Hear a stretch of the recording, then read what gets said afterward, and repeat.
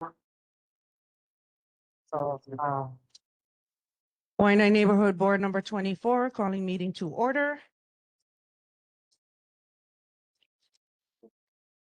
Okay, first off, we're gonna do Pulivehi,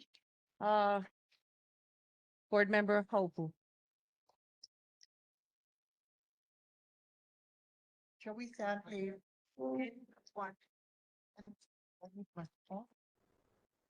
Shall we bow our heads? Heavenly Father, we come before you this evening, community, our board, all of our HPD, all those who help and bring important information for us to share for our board. We ask you to give each one of us guidance this evening as we discuss major issues that concern our community as a whole. We ask you guys to throughout this evening and bless everyone as they leave tonight's meeting. We ask these things in your precious name. Amen. Okay, now we're going to city emergency and first responders report. We have HFD. The microphone on the chair. Good evening. My name is Mike Donian from the Wai'anae Station right next door. As far as our neighborhood board report, the statistics below provided represent confirmed number of incidents in the neighborhood board's geographical area for the previous. For more details on the incidents and related mapping information, please visit the fire response search tool on our HFC website at fire.honolulu.gov under the news and info tab. If you have questions, please email hftandhuli@honolulu.gov.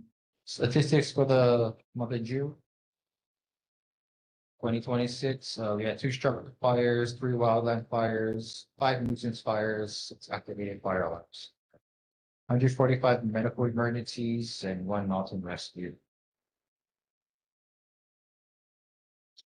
Fire tip of the month is hiking safety. Popular summer activities often include hiking or beautiful island trails. Here are some helpful tips to ensure you enjoy your adventure safely.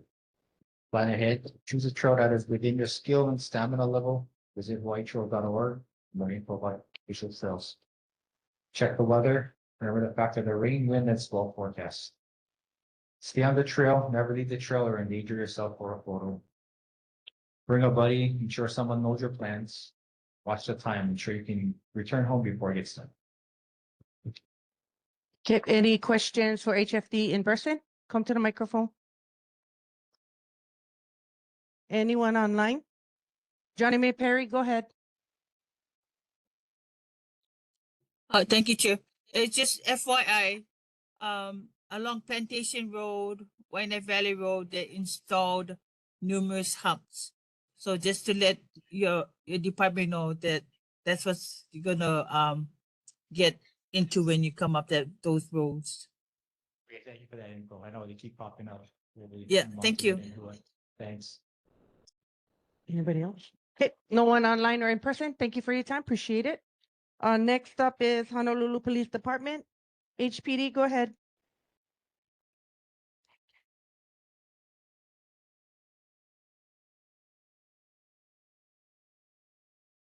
Hi, good evening. Corporal Corey Makino. District 8 Community Policing Team. Online with me is also Sergeant Fumi Moroka. The statistics for the month of June.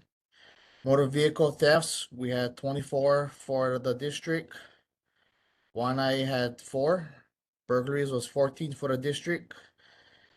Wai'anae had 3. Thefts was 106 for the district. Wai'anae had 22. Unauthorized entry to motor vehicle, the district had 15.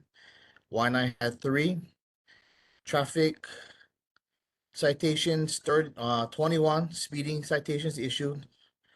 Moving violations was 313. Parking violations was 97. And total citations issued was 704. Total calls for service for the district was 8,938. And calls in Wai'anae was 2,075. Any questions, comments, or concerns? Anyone in person wants to speak HPD? Yes, please step up to the mic. Thank you. You guys can line up over there, just for the sake of moving the meeting along. Hello, my name's Austin Salcedo.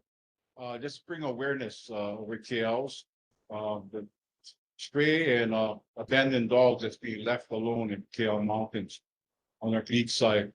Houseless individuals they have their dogs unleashed. There's a law.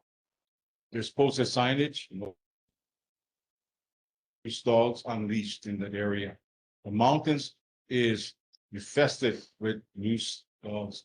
What the problem is now, it's becoming feral because now they're having puppies up in the mountains. Now that turns into feral. Landowners in that area is being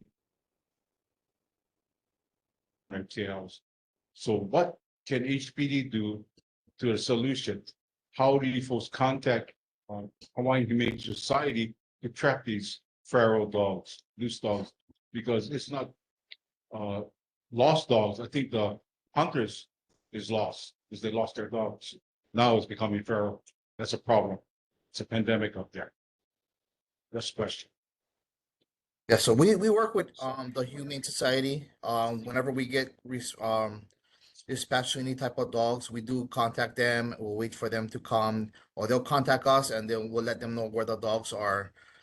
In KLs, we can probably reach out to them and then see what we can do, work something out with the Humane Society.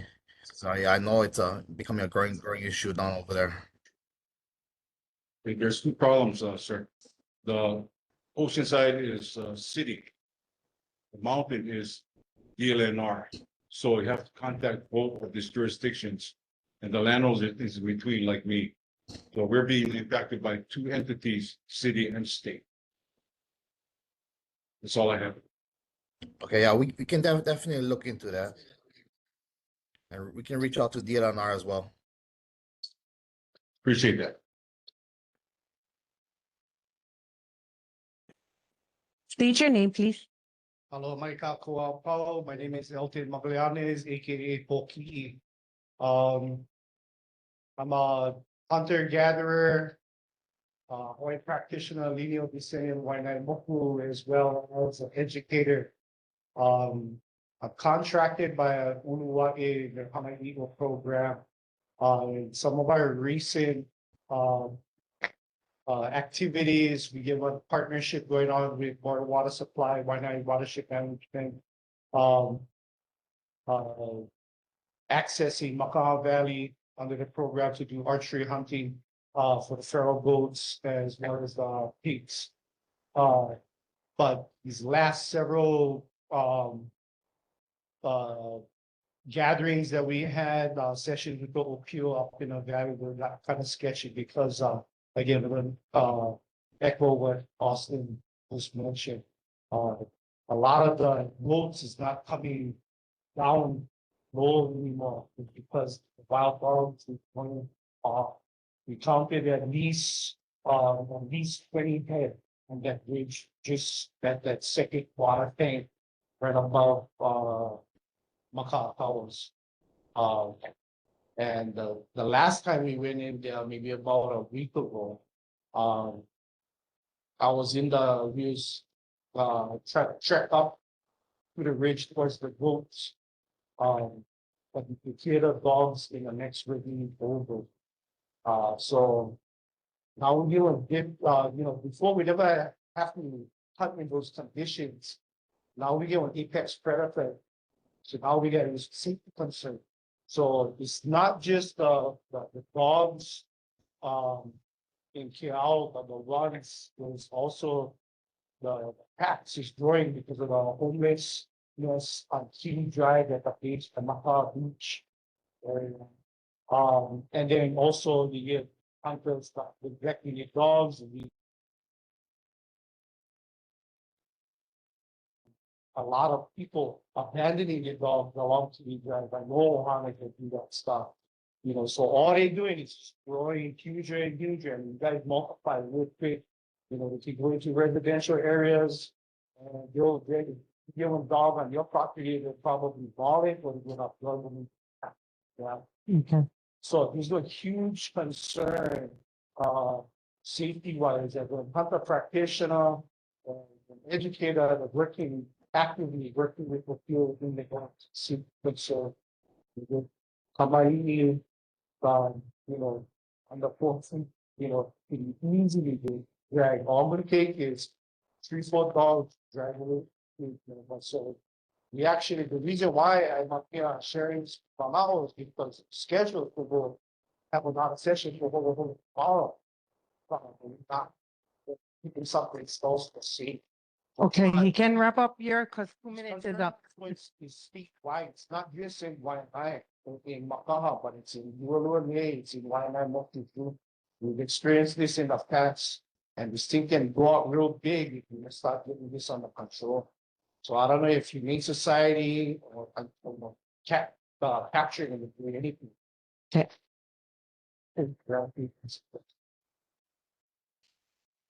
Thank you, Eli.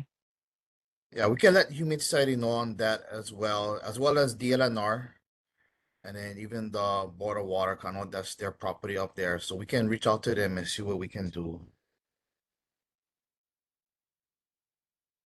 Hello, Michael Eli. I go court, yeah, and they just passed this new law saying that I can become a felon without driving no license. But you know what? You guys are doing that for the guy that was drunk and ran over a little girl. How you guys making me into a criminal and felon? And when I never even banged nobody or speeding, none of that. I never speed or nothing. But if I get 3 strikes, I don't be on felon. But listen to this one. I never harmed nobody. I never banged nobody. I wasn't speeding. And I get insurance. I pay for my but that's unfair for that law for passed like that. The thing supposed to be passed for the guys that drunk and run over kids and run over everybody else and that make us guys that trying to work hard and trying to pay off my what they call that? I get what they call those things. No, I gotta pay every month $200 so I can get me a license. I try to do that now. One stopper, I get a couple stoppers on me, but I try to clear that out. But like I said, they're charging me as a criminal and a felon, and that's wrong because, like I said, there's no second party injured. I wasn't speeding. They catch me driving with no license. At first, they catch me with one phone. Then they drop that charge, but then they pick up the driving with no license. But I've been driving with no license since I was 15. But I never did even take the test. But Allah.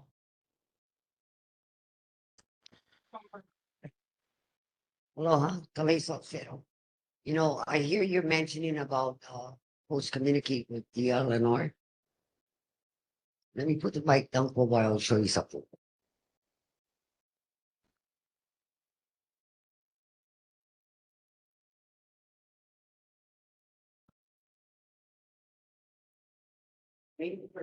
It's just a fraction of my paperwork. We can call them. What do? They do diligent responsibility. I see HPD doing more than they do. And the LNR do care. They don't care. That's why we ask in the community, asking for the difference. And as for the hunting dogs, they know the hunting dogs is up there. As for the houseless that has those dogs, you all know and see it on the page. But I just want to tell you folks, HPD, we thank you folks, because you folks are carrying the heavy load for the whole island. Every time something comes on, first respond is HPD.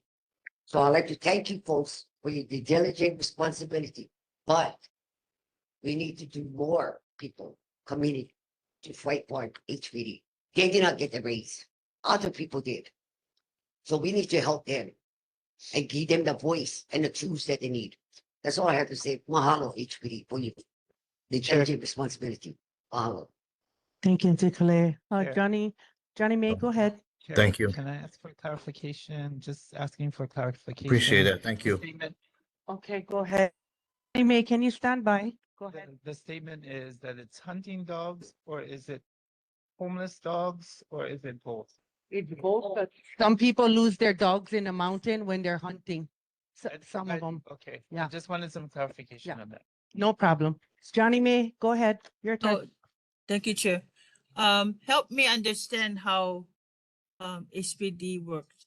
So you are deployed when 911 calls come in. I guess you are deployed when there's a task force. What I'm getting at is wildfire. To me, the problem is not the wildfire. In my community is the derelict cars and the illegal cars parked on public streets. So to correct that, you need to form a task force or keep on calling 911. It's DHHL land. And seems that we are separate, we are private, according to the city. So what is your solution to that? Anyone? Or derelict cars on DHHL, I believe that will be through the Department of Homeland. I believe they can help assist in maybe getting rid of those cars. As far as on city and county, our patrol officers, we do actually not majority of our citations issued is a lot of it is for actually tax and safety. And these cars are getting towed, and the owners are having to pay the toll fees as long if they bring the car up back out onto the road, that's up to them. But I know officers have been towing and have been citing for tax and safety vehicles. As far as the derelict on, you said Hawaiian Homelands, I believe Hawaiian Homelands would be in charge of probably towing or dealing with those cars, yeah. Okay. So just to let you know, I'm monitoring your numbers. If on you give parking out a because, specific area, we can probably look into that. I can reach out to DHL too. entire Wai'anae Valley, Kaniaki, Kanilio, Kepaula, it's all blocked. You have to zigzag. We have the bus comes on this homestead. We have emergency vehicles come on this homestead. So that's a growing issue in this community. And the fire to me is not the issue. It's those cars that blocking public access. So do you need a task force to go throughout the homestead? I don't know. That's a question for HPD. Or do I have to keep on making calls and the city tell me, oh, that's private property or the HHL? That's so I don't know what's the solution.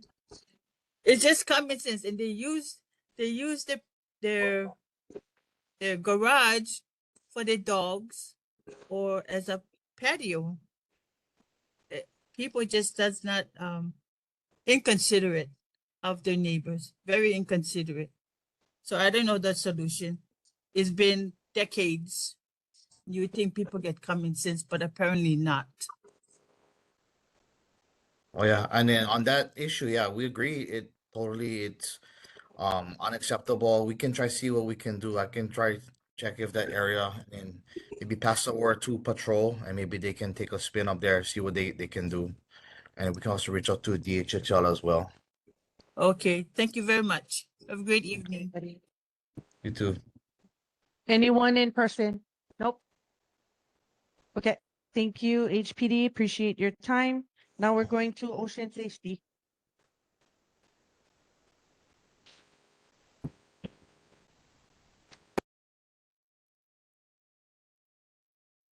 Evening board, thank you for having us here. This is the incidents we had for the month of June. We had a total of 16 911 calls that we responded to. We had I'll try to give you some of the highlights from most of the coastline. But we had a double rescue at High Point. Outside in call, we towed in an inflatable 16-foot vessel that was about a little over a half mile out. KL Beach Park, we had possibly overdosed. We did administer Narcan to them. The ambulance took them away and they seemed to be fine when they left. Macaw Beach, Cabanas, we had a guy with a broken knee. We transported him and the ambulance EMS took him away. Macaw Beach, we had a 56-year-old male that was having trouble breathing. EMS took him away. Sorry, Pokai Bay, we did have a 15-year-old kid that fell off hit his head pretty bad. EMS took him away. We also had a spinal injury at Miley Beach Park. Ambulance took him away. We did last week have 2 unresponsive males in a truck at Macaw Beach. Both were deceased. We had multiple shark sightings at Macaw Beach Park, like 4 days in a row. We did have 1 shark sighting today. Individual at Miley Beach Park, we brought him in. He was foaming at the mouth. They took him to the hospital. He's fine now. And we did respond to the stabbing incident last week at Maunakui Beach Park. We did use, I believe, Narcan 4 times this month. Okay, anyone in person has any questions? Nope. Go ahead. No, grab the mic. Behind the mic. So the pool guys at Macaw Beach, how they like from fentanyl that. The ones that's in the car. That's all. We've been telling the guards to be extra careful, whatever is on the ground around. Don't touch those baggies and don't wipe your forehead, your eye, anything. It will drop you. You can go into cardiac arrest. Chair, again, question, Chair. I trying to wait for the community and then I can get to the board. Anybody in person? Pow. No more nobody online. Yeah, so some of us have learned how to do the not scan. So that's why I asked you what was fentanyl or you know what I mean? Okay, go ahead, Coco. Hey, mahalo for you folks' presence. We really appreciate you guys, especially on the Wai'anae. So you're saying that you folks had 4 reports of fentanyl. Well, Narcan had to be used, Narcan. right? Which is usually to revive people from, yeah. So would you folks be monitoring that, like, every month to see if it Yeah, oh, definitely. It Yeah, rises up. Tower program, Yeah. it's all going into a data. The Watchtower program that we just installed has half of June, just started June 15th. So I'm still figuring out the program itself. So everything gets recorded, that every piece of equipment used, every what do you call GPS, where there's a drowning, GPS where the incident is, everything, HPD numbers, HFD numbers, EMS numbers, everything that's recorded. Yeah. Thank you. Appreciate it. Anyone else has questions? Nope. Okay, thank you so much for your time. Appreciate you. Okay, Board of Water Supply. When you come to the mic, can you state your name and spell it? Because apparently your name's being spelled wrong. So we want to just make sure respectfully. Good evening, Hawaii Hilo, like the island, Kauai. Hilo, like the city, HIL. With the Board of Water Supply, last month, June 16th, we had the 16-inch main break in Wai'anae near the bridge by Taco Bell. That was the only one we had. General water announcements, semi-annual water quality report. Each year, BWS conducts thousands of tests on the water sources and distribution system to ensure that municipal water meets or exceeds all federal and state safe drinking water standards. Testing results are shared with customers via semi-annual water quality reports. The first report is mailed to all customers by July 1st, and the second one is sent in December. You can get your report online at boardofwatersupply.com/WQR. You can find additional water quality information there, including a new large print booklet that describes the origin of your water and the substances listed in your report. You may also call 808-748 5041. I put on the table these wildfire pamphlets since we're in the height of summertime. Sorry, I ran out of ink, so I could make black and white. She good. Yeah. So yeah, it's really gives some tips on how to prevent brush fires. So we don't need wastewater fighting those.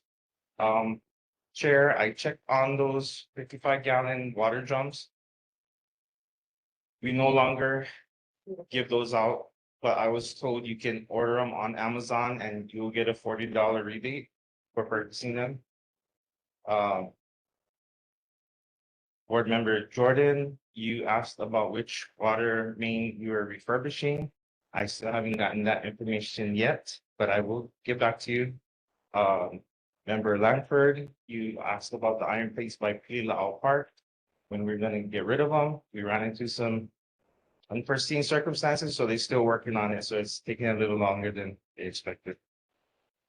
Any questions? I have one. So clarification, we buy the product, the 55-gallon drum from Amazon, get the receipt, and then on the website, there's some kind of form we gotta download so that we can send in the receipt for the rebate?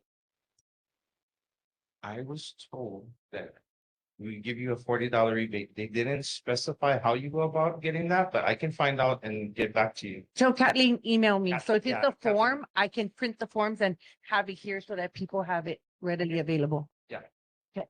Nobody online, anyone in person? Come up to the mic and collect.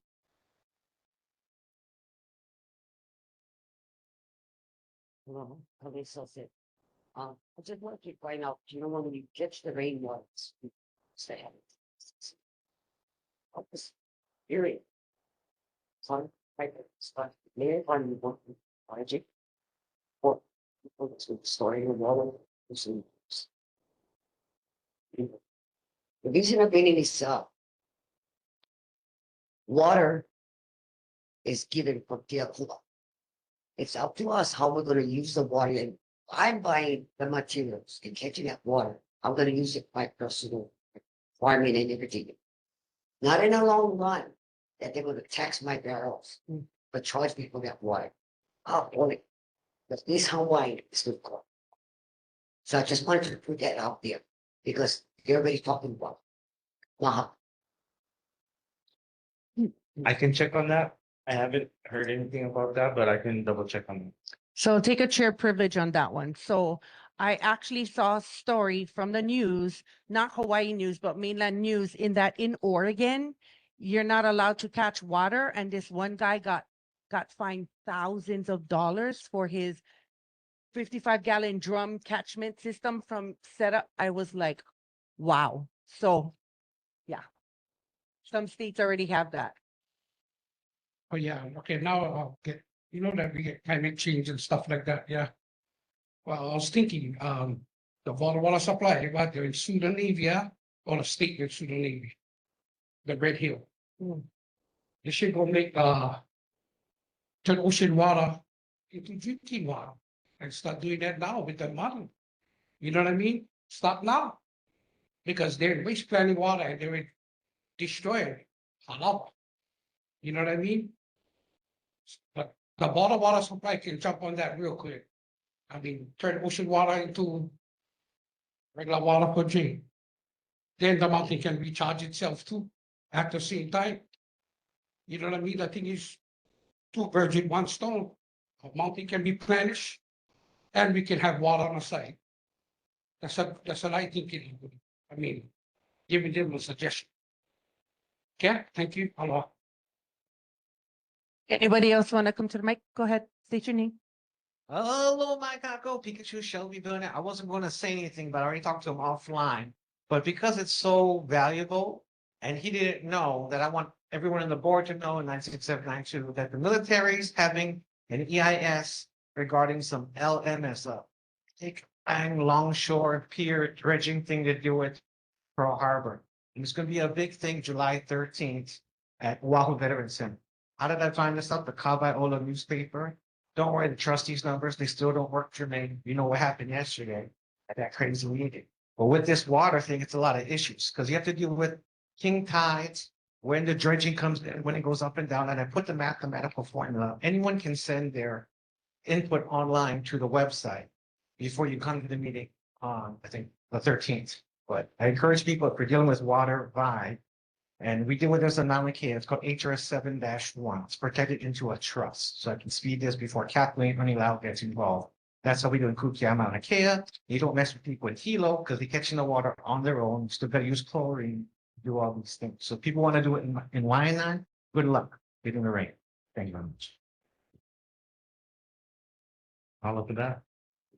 Okay, no one online and no one else in person. Thank you so much for your time. I appreciate you.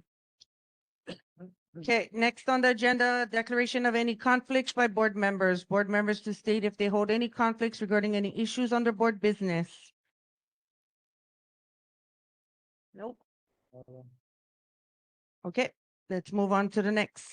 Number 4, election of officers to serve from July 7, 2026 to June 30th, 2027.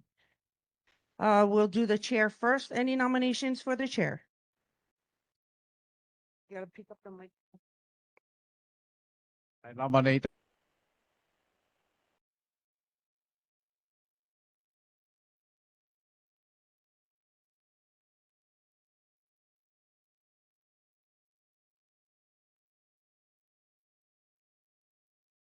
Anyone second? Second.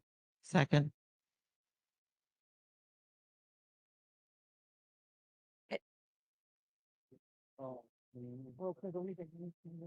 Is there any other nominations? Hearing none. Oh, so sorry. Hearing none, Terry Savaina is the chair. Mahalo. Next up, we're gonna do vice chair. Any nominations for vice chair?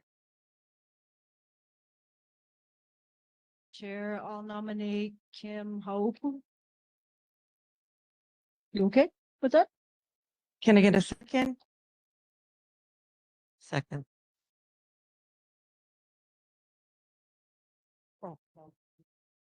Any other nominations for vice chair?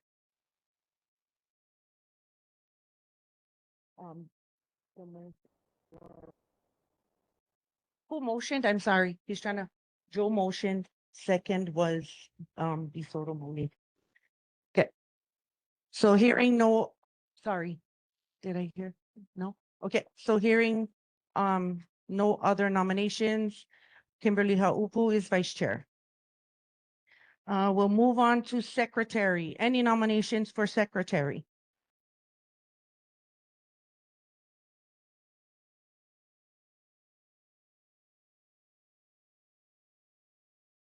Any, I guess, I'll. I nominate Jordan. Any second? Okay, second. Any other nominations for secretary position? No, I hear no other. Joe Jordan, secretary. Yes. And then for treasurer, any nominations for the treasurer position? I nominate Miley. Okay. Any second for Miley as the treasurer? Women second. And who second? I'm sorry. Rina second. He's trying to check off the papers, but any other nominations for treasurer? Okay, hearing no other nominations, Miley DeSoto is the treasurer.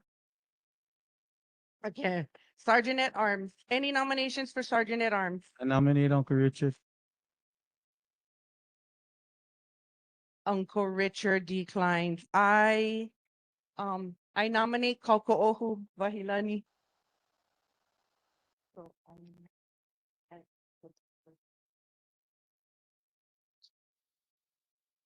Any other nominations?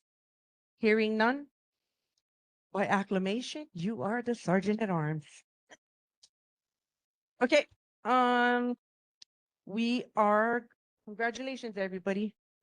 We're moving on to military official report. So Army Representative Lieutenant Colonel Sean Stroll.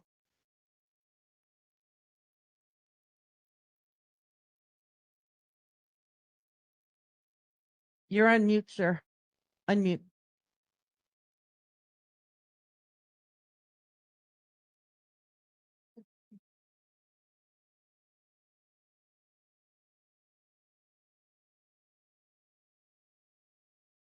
Sir, still on mute, just FYI.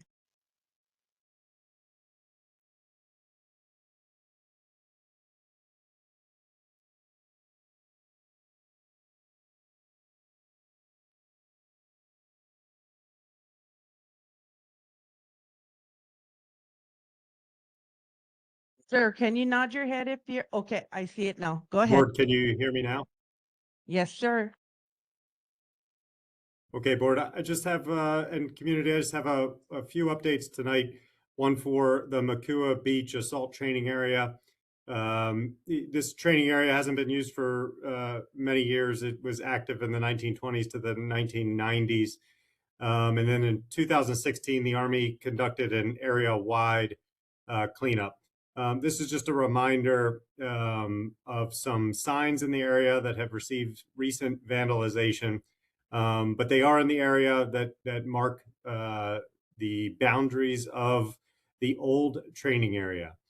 We have no reports of any munitions in this boundary marked area, but just putting a reminder out there to respect the danger signs that are up. If you do or anyone does see or believe that they see any explosives in the area, please do not approach it.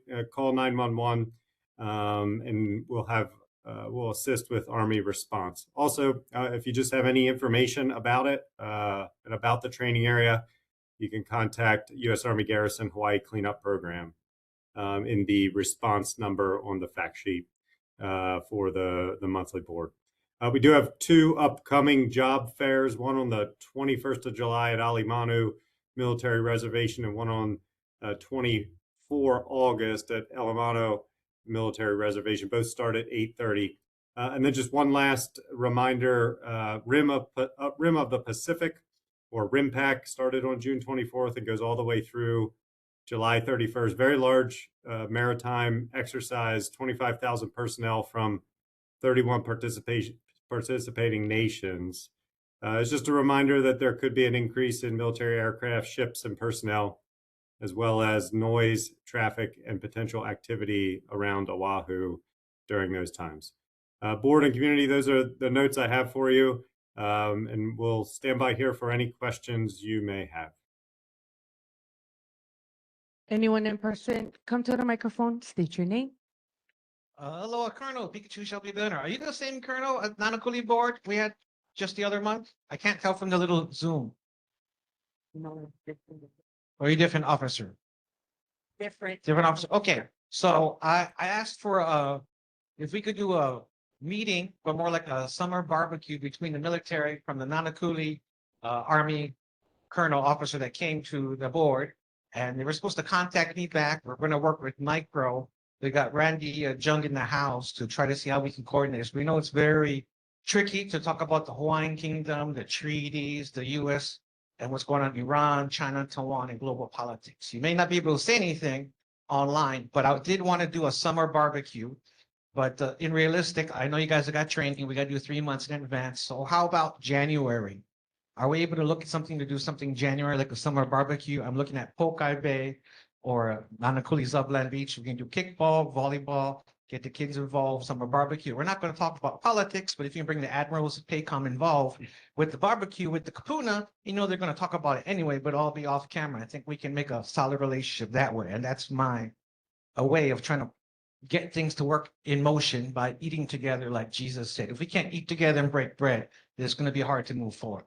So can you please pass it up to upper command that we want to do a barbecue together from the west side to the best side? Chee-hoo. Yeah, you. Anybody else in person, come to the mic. One more. Aloha again, Michael William Capolino Eli. I was wondering when you can end the occupation of Hawaii Wai'anae, Kingdom of Hawaii. Cause it's time for you guys go. Let us have our self-determination. And we don't keep be working for the state because the state stay hand in hand with the military. They hand in hand, the hand and the glove. You just gotta know it kind of stuff. Because bro, they still assessing to the crime, both of them, state and the army. They still be a illegal occupation. But we still be a struggling for real.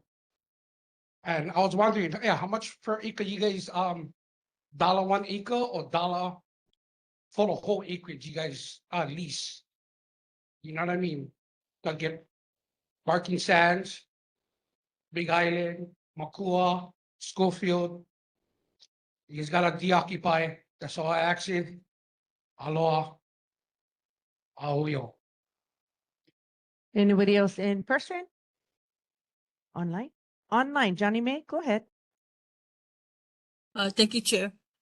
We just celebrated America 250, and I wrote something, if Chair can allow me to finish it. The ultimate sacrifice. Millions of people will be celebrating America 250 this July 4th, 2026. Let the freedom bell ring. Hot dogs and burgers on the grill, cooking to feed the millions of people across the 50 states of the Union, including 24 hours of live entertainment and parades for viewers across the world to tune in. Let the freedom bell ring again.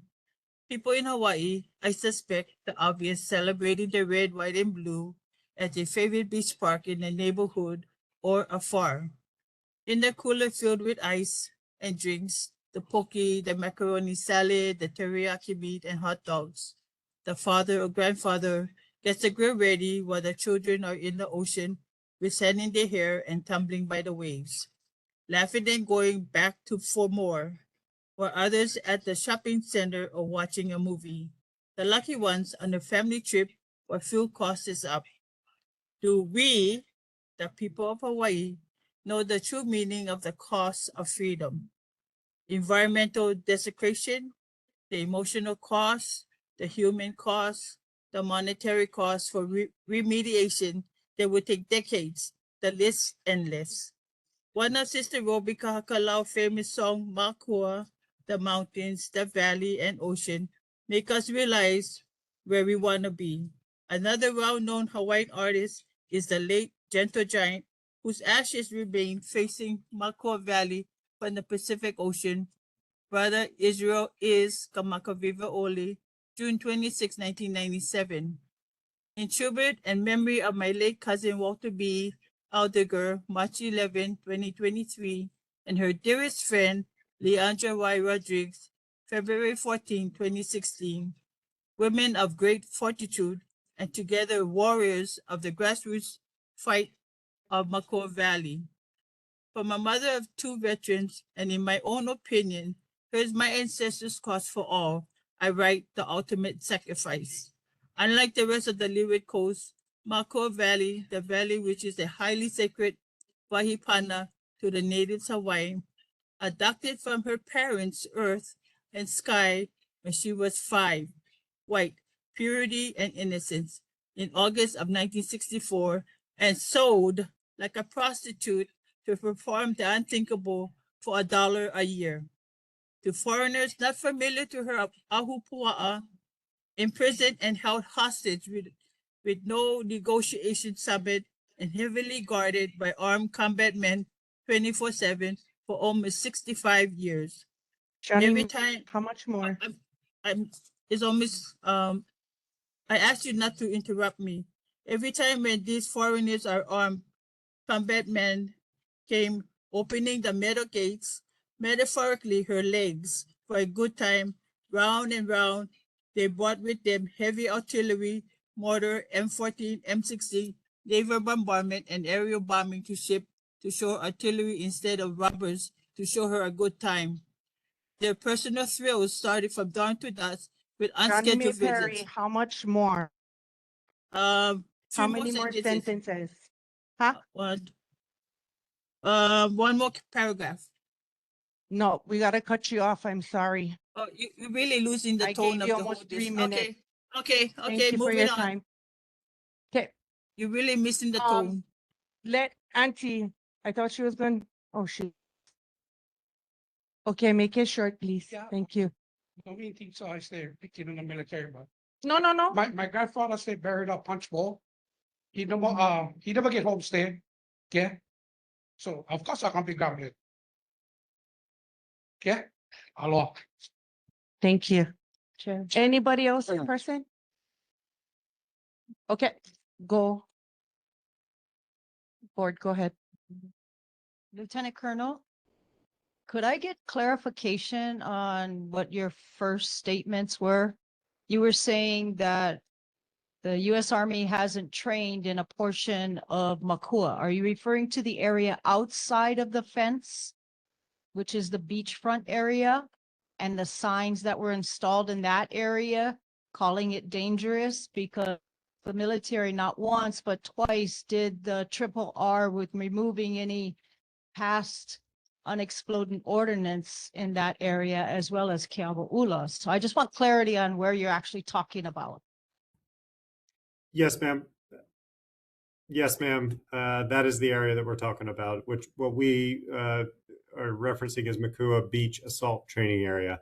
It's about 3 miles south of Kaena Point State Park and just adjacent to Makua Beach.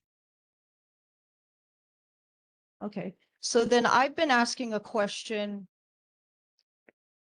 maybe 4 years now.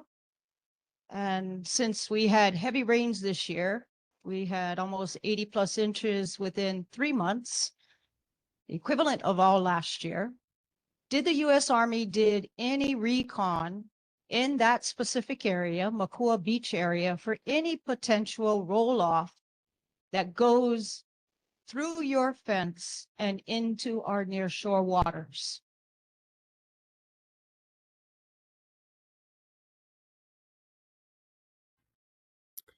There was a reconnaissance complete around the fence line in January. To the best of my knowledge, as I sit here tonight, nothing was found. That is the last that I have. January 20th it was a Tuesday where they did a reconnaissance. So, sir, could you please look at the near shore waters, because your fence line bleeds right into the ocean front? Absolutely. I'll take that note back to Army Garrison tomorrow morning. Thank you. Thank you. Chair, again, question. Can we let the community first? Should we get one standing over there? I was waiting for, You want to piggyback on her? no. Okay. Go ahead, she said. Go ahead, go ahead. So Lieutenant Colonel, thank you, Chair. Lieutenant Colonel, my question is to RIMPAC. So RIMPAC, to my knowledge, is every other year you folks come here, like 25 military personnel with, I don't know how much amphibious ships and whatnot. So my question is for the environmental impact statements that, because every year is different. So do you folks, who clears you folks to have, you know, the EIS or the clearance because on the training that you folks are doing, you know, there are our kupuna that's in the ocean in Kanaloa, the marine life that are being very affected by these trainings and this that you folks have been doing. So my question is, do you folks have the impact EIS, and can we have it so you folks so that we can see, because every other year you folks come and like I said, you folks bring over 25,000 sailors, and so to me that's a great impact on Kanaloa, on our oceans and our ohana that's in the moana, the marine life. Thank you, sir. I will take that question back to U.S. Army Garrison and direct it to the Navy as well. We'll get the EIS as soon as able. When I have it, I'll send it email to the board. Thank you. Go ahead, Auntie Clay. Aloha, Kalei Samson. I'm about to be an owner's gal. It's not too far from Makua. But New York City. We just had a major storm on the road. can you folks send someone out there to look for unexposed ordnance? And do that water testing that I've been requesting for the longest. And share that information with our chair, so we, the community, can know what's going on. Because we cannot let things fall apart, blind eyes and deaf ears. It's been falling apart, blind eyes, deaf ears, way too long. So that is my concern. Once again, we have pupunas going to the beaches. We have more pupunas, young kids go to the beaches. Question yourself, people. Why so much in our community have cancer? How many of our surfers die from cancer? How many of our kids suffering from cancer? Think about that. There's a reason. We need to find an answer. So please do your diligent responsibility and check your mountains that you are now using until routine ends. But right now, my concern is people 9679, whole 9679. But Kahina Point, Kahi Point, that is my concern. So please, with the diligent responsibility and do not allow it to drop blind eyes and deaf ears. We have enough. Wow. Thank you, Ntikale. Anyone else in person? No? Online? No more, nobody? Go ahead, go ahead. Dana Newman, recently, Kanaloa has been purging some UXO from in the Lualua Glade area, Maidi Beach. So there's been some flare capsules in the beaches. So my question to the military is, what is the shelf life of the containers that those items that were dumped into our ocean years and years ago? And what is the expected, do we as a community have the right to expect the military to clean those items up? And who should we be calling? Mr. Dana, I've got that note down. The UXO clearance operations and shelf life of the containers that were dumped in the local ocean. I don't have that answer on me right now. I will share it with Army Garrison to come back. Thank you. We got one more in person. Thank you. Aloha mai kako, ke kahao. Been sitting back way too long. Bring back. Okay. I've been used this federal person, but I am federal postal judge, you are on into RIMPAC. There is a contract that was created to you folks, and there's a treaty. And my question to you is, where did your treaty end from us in our Hawaii to you? Because you're not allowed to do any exercises, even if it's non-combative, only training. Because your electricity and the vibrations of your ships, your submarines, and whatnot, even if it's false, goes into our waters. You cannot be in our waters 200 miles within or without, to be outside. So I'm having a very big issue with this because there is a treaty, and there is a contract, and it was okay. When I say okay, we were at. But it was Smith. So my question to you is, why is not that being practiced? You folks come every other year, and before, you were not within our boundary lines. They're now coming closer, and I want to know why is.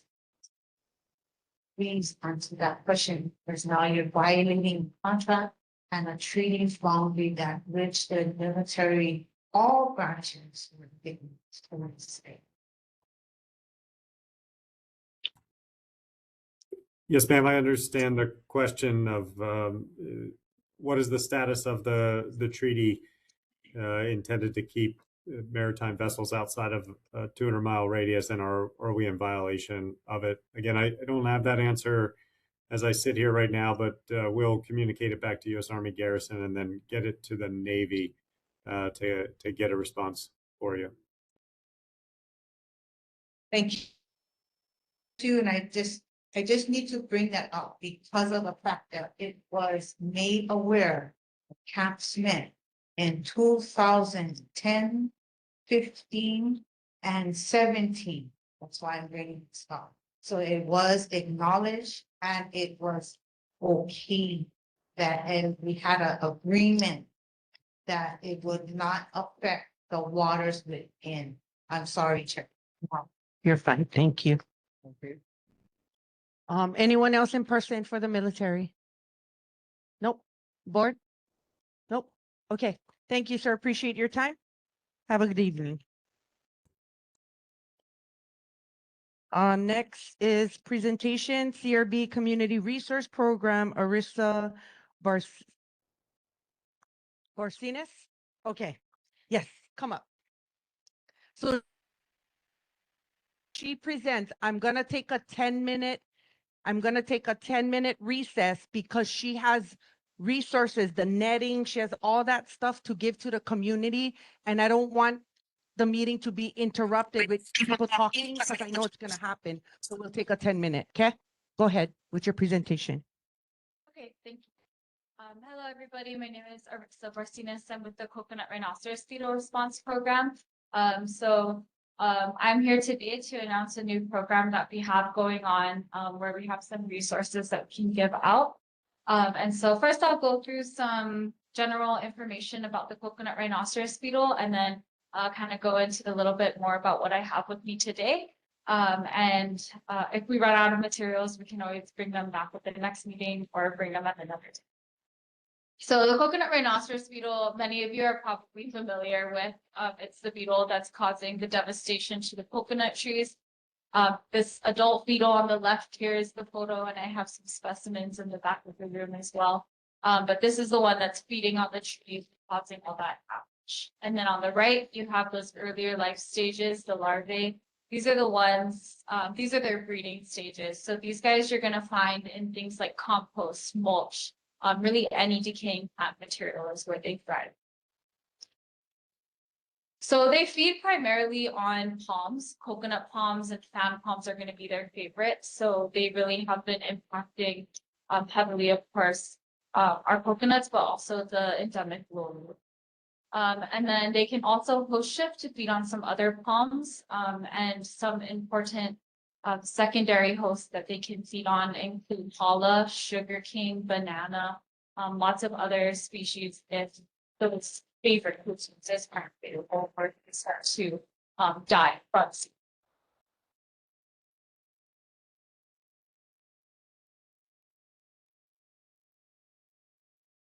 So here's that life cycle of the coconut rhinoceros beetle. It starts off as eggs in that compost, mulch, that rotting material, and develops through these different larval instars.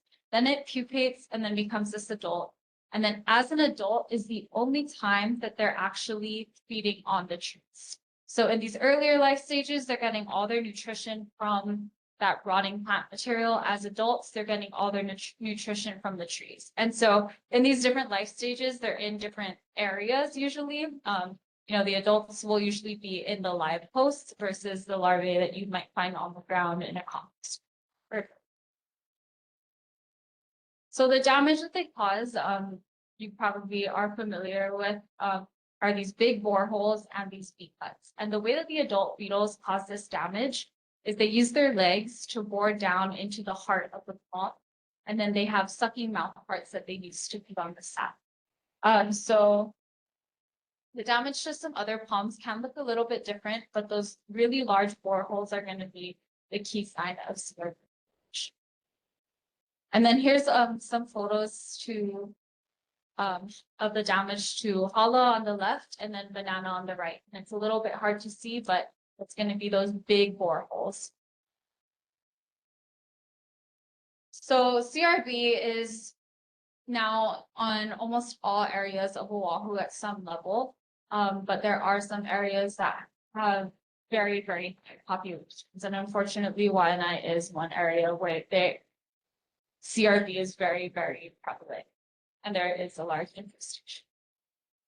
And so here's a heat map showing kind of those areas where we find a lot of. And so I'm going to go through this really quickly and focus on the materials that we have today. There are a few different ways to manage CRB. First is going to be prevention or containment. So some best management practices are going to be to minimize the amount of good breeding material that you might have on your site. So of course, mulch, compost, those types of things are really important for agriculture and for a lot of the practices that we do. But if you have excess, green waste piles that you don't have a need for and you can get rid of them, that's going to be ideal to help reduce the amount of ideal material for the bee.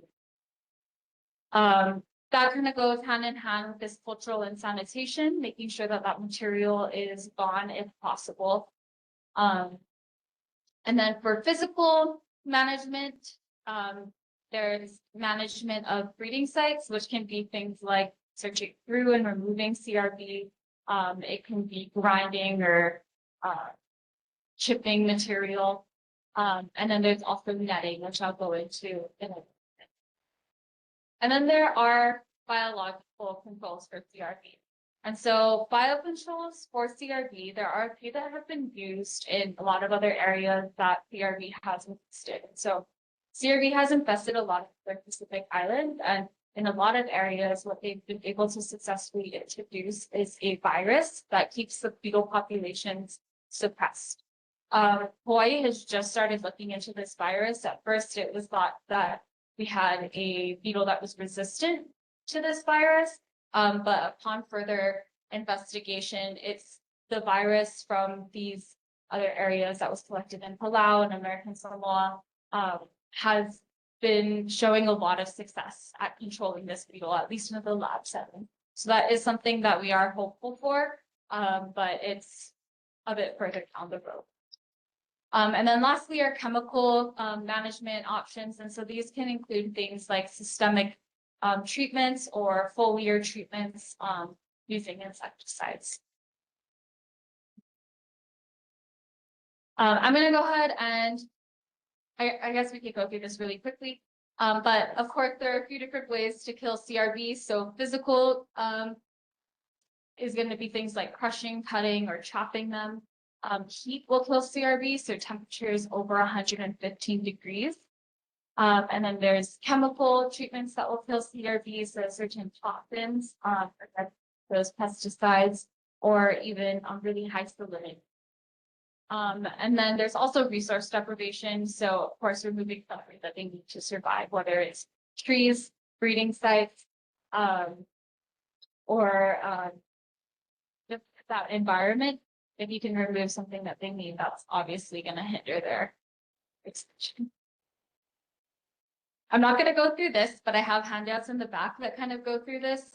This is a chart that we have that kind of goes through, if you have this kind of material, these are the kinds of treatments that and I have this chart. And then I also have this palm treatment chart, again, just going through the different things of pros and cons of different treatments. So today, the main purpose that I'm here for is to get some supplies out to you folks. And so we recently got funding through the state for distributing resources for CRB.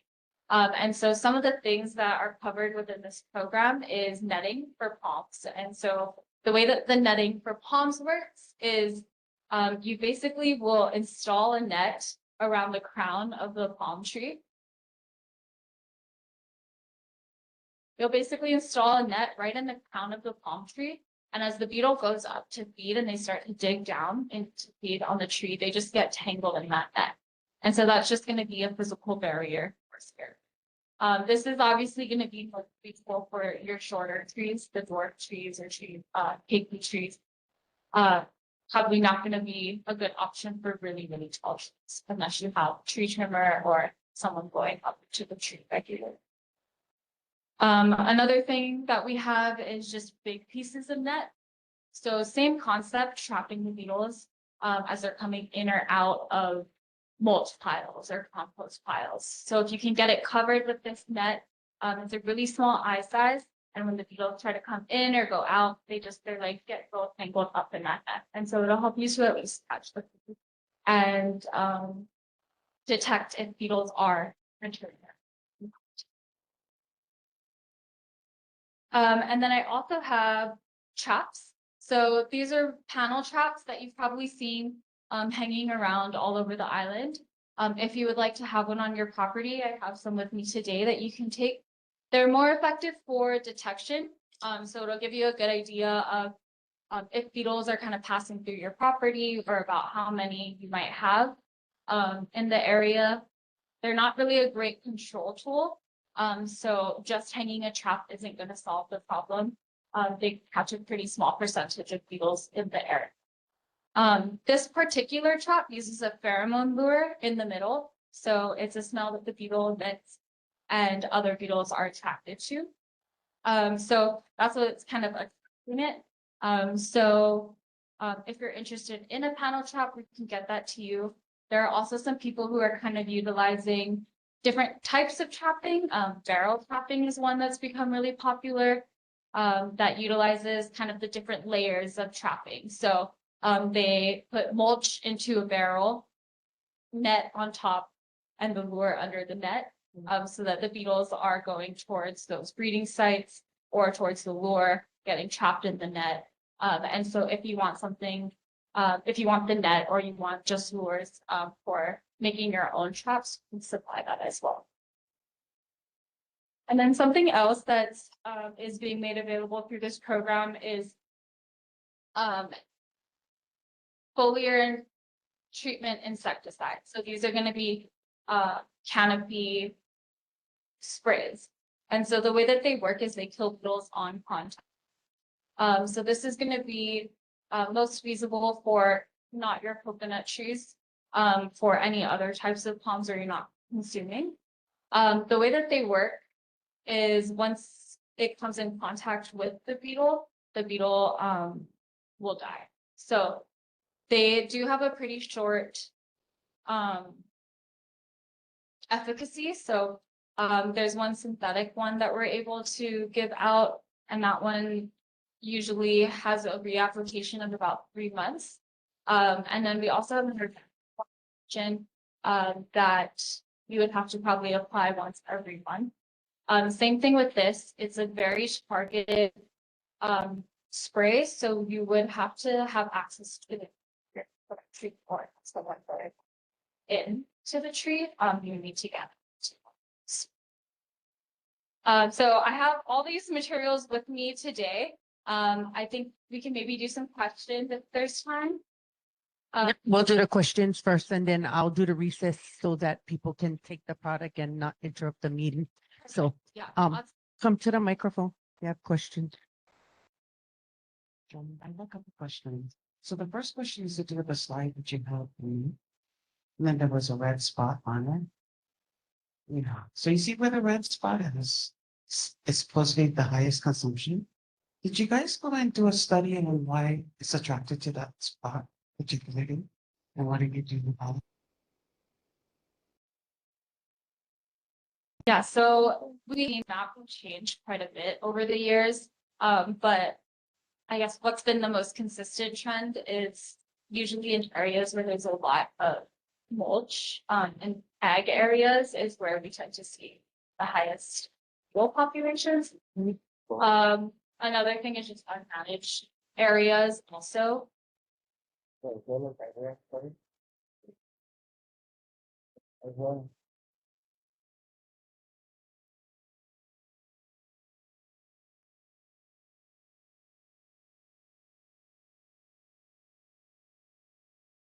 If you can email the chair the answer for that, because that looks like military, looks like Pearl Harbor. My next question is regarding the pesticides that you were talking about. Is it safe for animals and, pets? Yeah, so I guess it will depend on what kind. And so the ones that we're handing out are blends. And so these ones are a little bit different. They are harmful to pollinators, so you don't want to have so you want to trim it, treat, and then any new growth will not be treated. Cats and dogs, no. And my last question is, are you doing all of this down at the beach parks where we have a lot of palms and trees?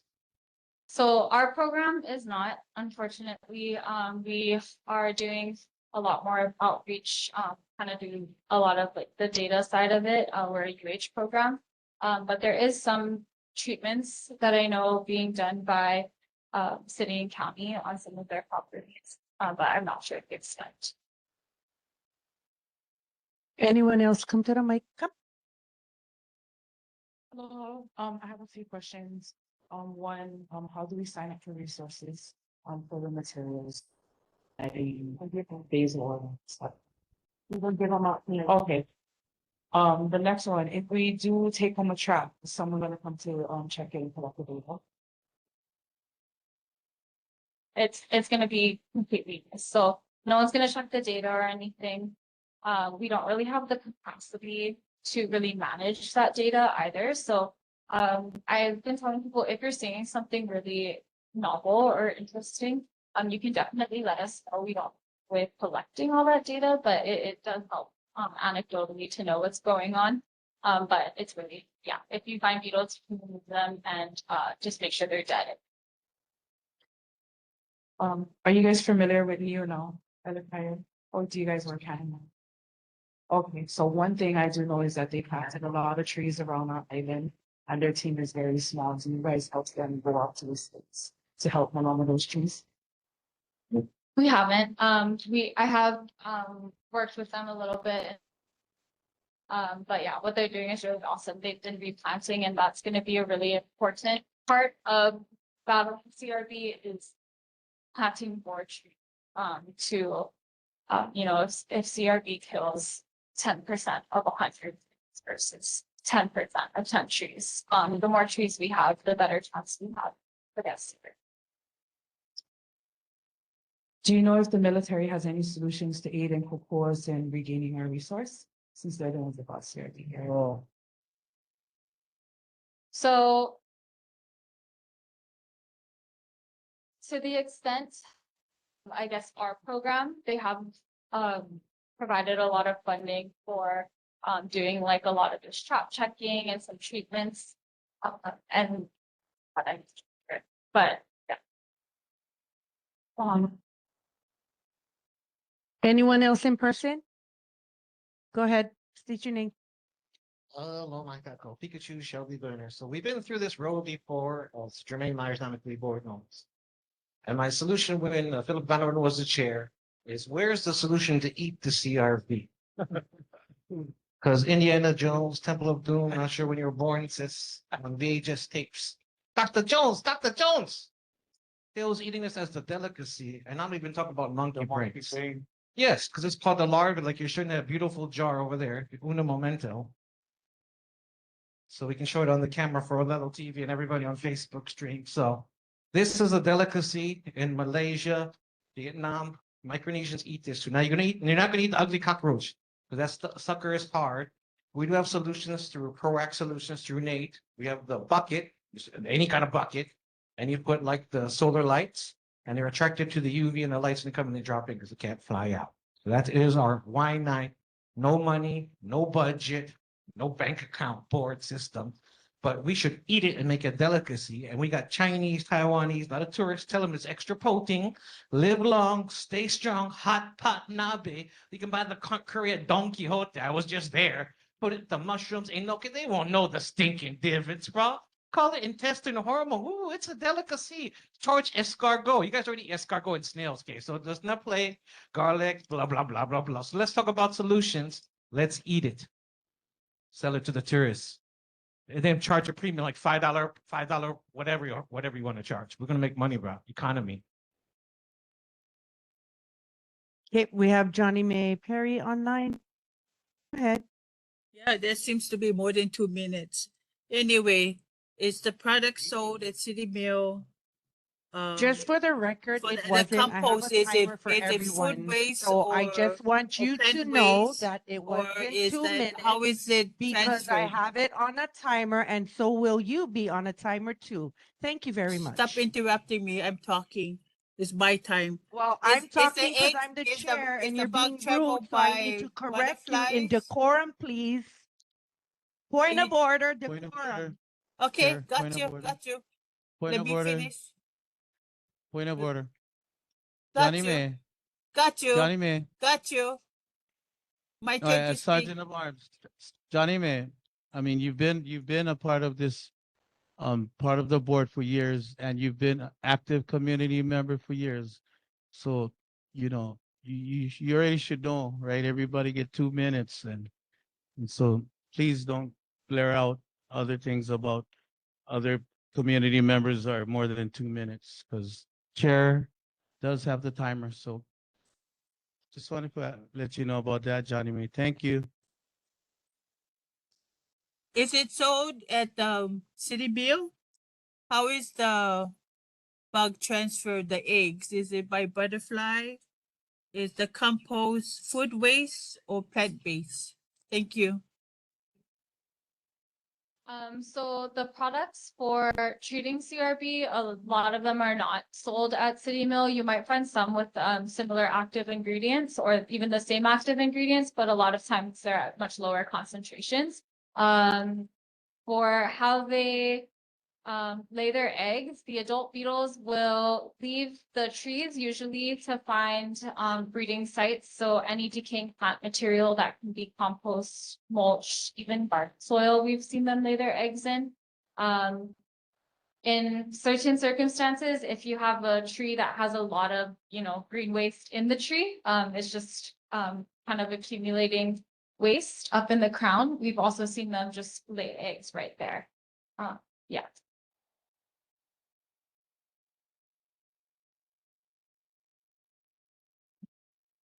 You have 50 more seconds. Are you done, Johnny May? Okay, moving Done. on. Anybody else in person would like to come to the mic? Nope. We're gonna take a 10-minute recess because oh, sorry, Joe, go ahead. Joe, go ahead. So question, you're talking about an organic and a non-organic type of. So how is it kept track of the non-organic spray sprayed on edible trees such as coconut, maybe maya, sugarcane? How do we as consumers that are going to eat that later on know if it was once sprayed? Yep. So for the stuff that we're giving out, at least a lot of them are labeled for agricultural use. For dust management, we say don't treat food products, but if you are going to, there is certain, the label has very specific rules for how much when you can harvest after that. So a lot of these are agricultural use products. So there is, I guess, guidelines for applying them on edible crops. For tracking, with giving out the supplies today, we are keeping track of the addresses and contact information of the people who are receiving what materials. So that. I just want to ask a question in regards to the permethrin, because that's a chemical we used to use at Wai'anae, but isn't that made from the chrysanthemum flower so that it is from a plant derived and that it is safe, of course, not to eat, but yeah. Yes. Yeah. Can you elaborate? Yeah, so the pyrethrins are a chrysanthemum extract. And so there are the organic one comes from, a naturally occurring plant.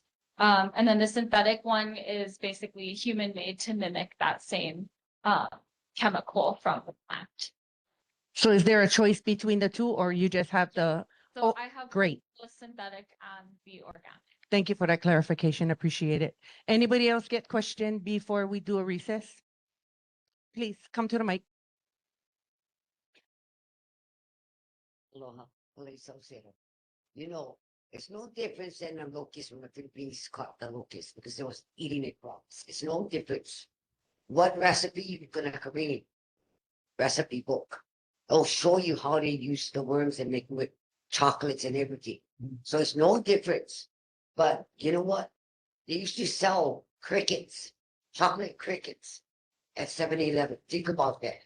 When we was young, they sold that. So this is eating a trees. It's a delicacy. It might be in one of the five-star restaurants. But thank you for educating us. Thank you. Anyone else? I can let Dana since you, okay? Dana, you know, you can go. Just stay over there. Go, Dana, go ahead. So the question is in regards to,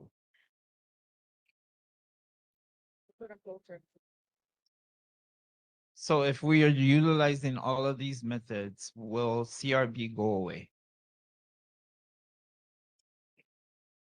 The best, it's gonna depend, of course. The best chance is gonna be if most of the community is utilizing most of the tools available to us. If only unfortunately, if you're the only one and all your neighbors have piles and piles of green waste, you're still gonna see a lot of damage. You still might see your trees die.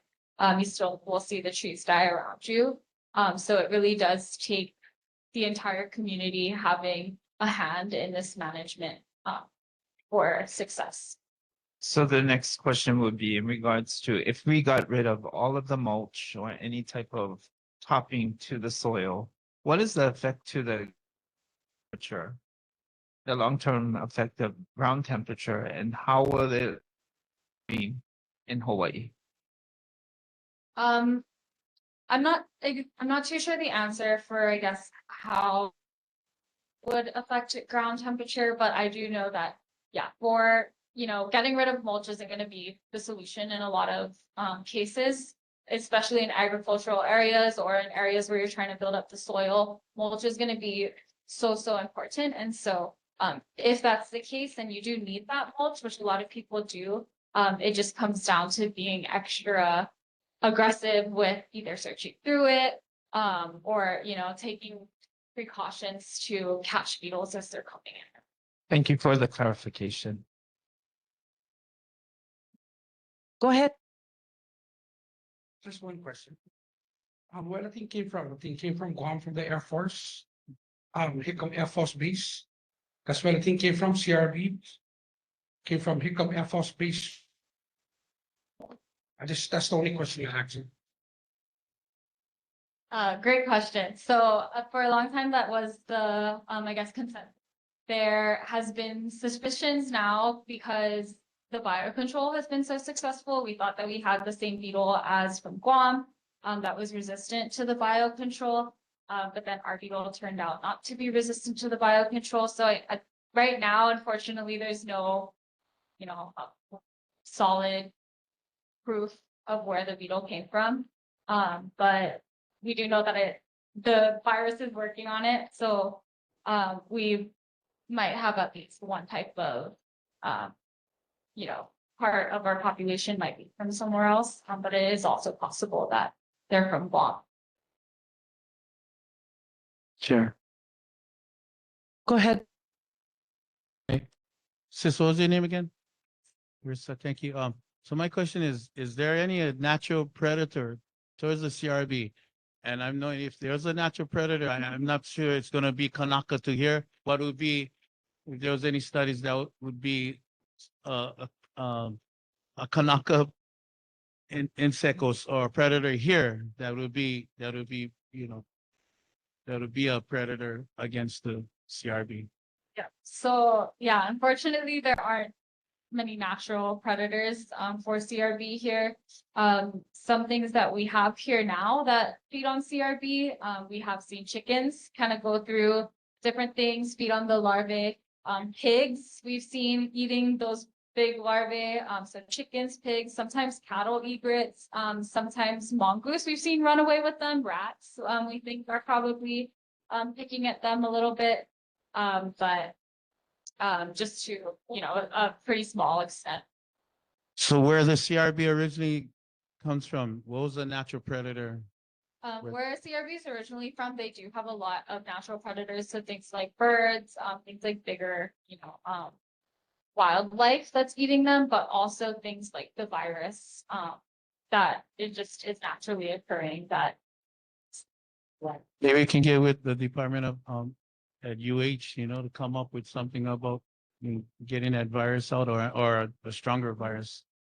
Yes, yeah, so our program is administered through UH.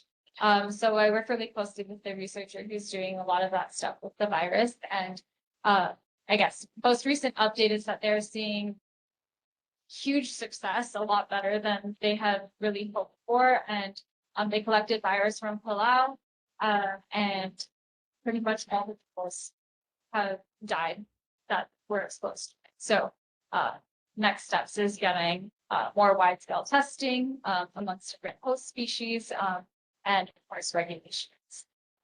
Okay, we'll do one more so that we can break and then you guys can take the products and then we'll reconvene for the rest of the board meeting.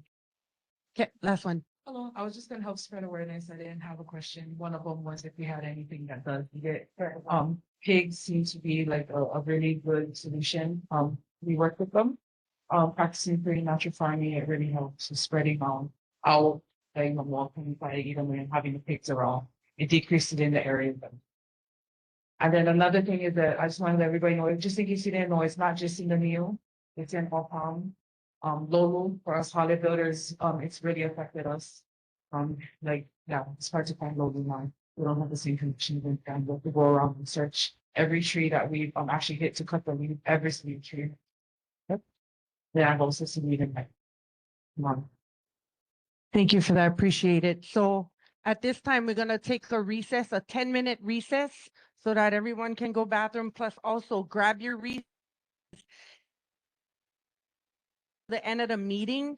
So if I reconvene, I want you guys respectfully to be quiet so that we don't get interrupted and she'll stay to give you guys the resources. Okay?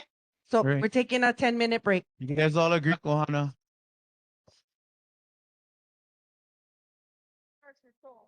Just know that I'm gonna. Neighborhood Board 24, reconvening. So we're done with presentation. Now we're gonna do community concerns. No, 2 minutes. There's a timer. It's gonna go ding, ding, ding, ding, ding. Yep. So Check. tie up your question and yeah, move along. Okay? Chair, 2 minutes sir. for everyone on the Zoom. I have the timer over here. On the chair. Where's the microphone was on the chair? Oh, on the bin. Thank you, Jermaine. Go ahead. Aloha Chair, members of the board, and community. My name is Jermaine Myers. I would like to invite everyone to attend the Nanakuli Maile Neighborhood Board number 36 Joint Transportation and Housing Zoning Committee meeting this Thursday, July 9th at 5:30 at the Nanakuli Public Library. Many of you may have seen Representative Darius Kila's recent announcement that the first phase of flood mitigation work along Pa'akea Road is now underway. We are grateful to see this important first step. I'd also like to recognize our neighborhood board chair, Malia Augustin, for her leadership. On April 20th, Chair Augustin met with retired Navy Representative Uncle Victor Flynn for a site visit along Pa'akea Road. During that visit, Uncle Victor shared with Chair Malia several binders containing decades of flood mitigation studies, maps, and historical records. Chair Malia later shared those binders with me, and I spent many hours. Spent many hours scanning and organizing the documents into digital form. She then asked me as chair of our Joint Transportation and Housing Zoning Committee to review the reports and develop a plan for our committee and our neighborhood board. The first flood mitigation study was completed in 2001 25 years ago. The final comprehensive mitigation plan was completed in 2017, 9 years ago. Our purpose is to help the community understand these studies, the recommended capital improvement projects that still need to be funded and implemented, and our committee's proposed 90-day action plan. It's time to take these plans off the shelf, dust them off, and move them into action. We'll also explain why Pa'akea Road is our critical Mauka emergency access road if Farrington Highway is blocked between the Nanakuli McDonald's and the Wai'anae Comprehensive Health Center main campus. We are honored that Uncle Victor will join us, and we hope you'll join us too on Thursday evening to learn where we've been, where we are today, and what still needs to be done. So we also need your support in encouraging and electing leaders who will take the needs of our community seriously and commit to implementing these long-standing flood mitigation solutions. Ke Akuapu. Thank you. Anyone else in person, come to the mic, state your name, please. If you guys can stand in the line, yeah, make a line, yeah. Community concerns, go ahead. Hello, my Kako. Pikachu Shelby Billionaire here for community concerns. Thank you all for coming. We have a lot of stuff to discuss. I'm glad the police are doing more raids. You know, we got stuff going on with fentanyl, drug trafficking, human trafficking, seeing ads coming on TV, seeing stuff on Instagram. And I got banned on Instagram for a kapuna who got threatened with her life. And the post does show, I won't say the name. But that was like 20 years of my life on Instagram, and I can't get back into account. So obviously I tagged the FBI, CIA, NSA, and all the people in the DA because that's who the kapuna already called.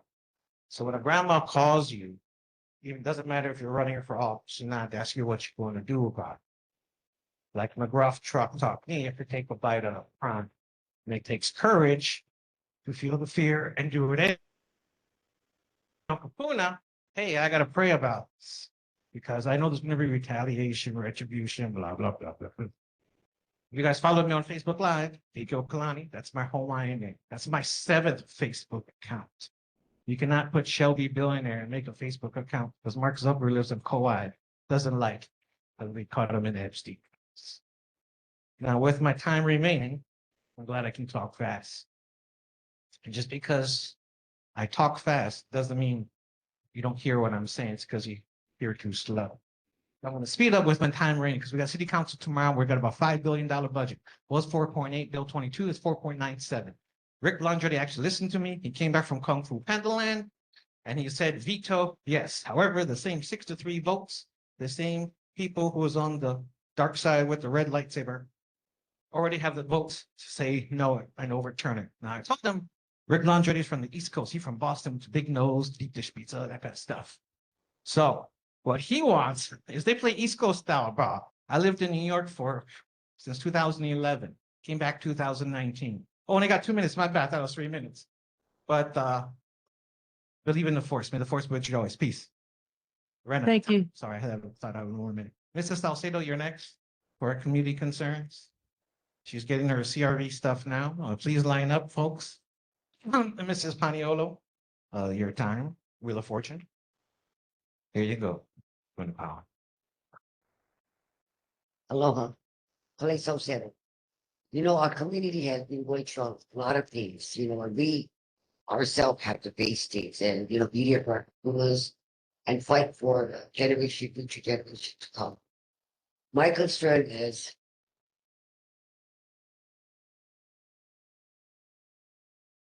you folks as the boards, when you hear your community's concerns, please ask the questions at upper level too.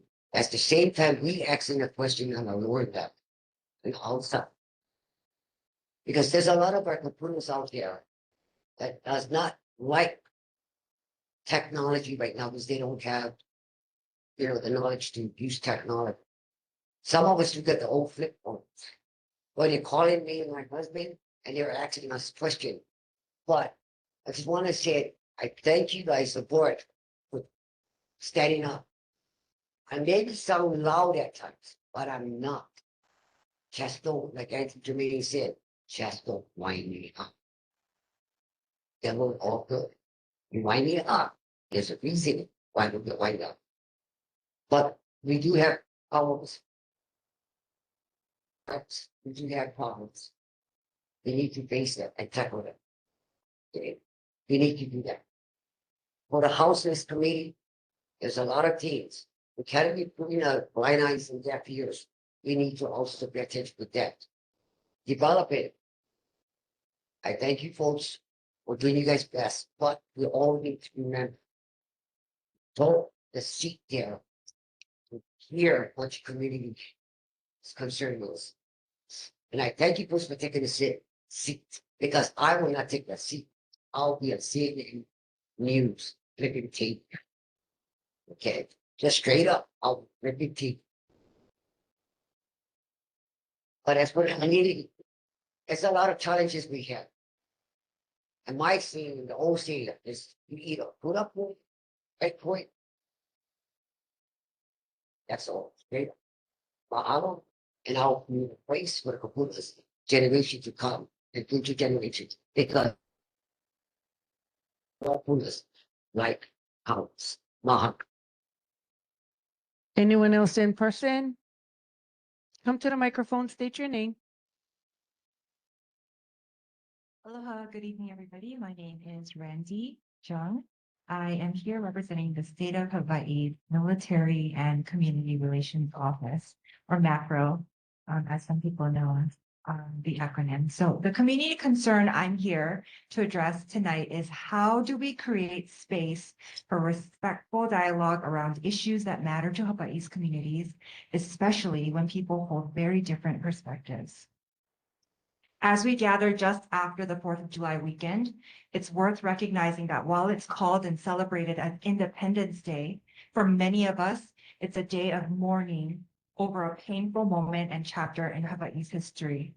Those different experiences and perspectives is I'm here this evening to invite community members to participate in small group talk story sessions called Community Conversations. Our goal is to listen, better understand your perspectives, and bring what we learned back to state leadership as a playbook for them to reference and continue discussions about leased military training lands with decision makers in Washington, D.C. Over the past several months, we've been meeting with people across Hawaii who care deeply about Hawaii's future. We're asking 2 questions. Number 1,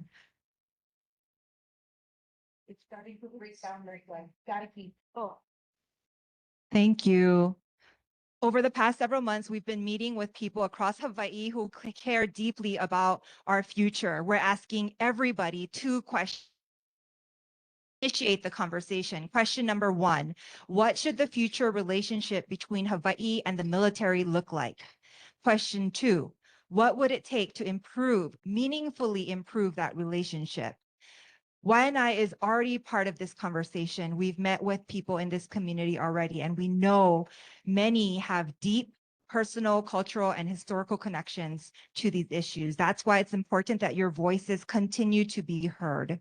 With more than 30 community conversations in the past 3 months, what we're hearing are concerns, frustrations, hopes, and ideas about land stewardship, emergency preparedness, cultural access, economic opportunity, healthcare, and other issues that shape daily life.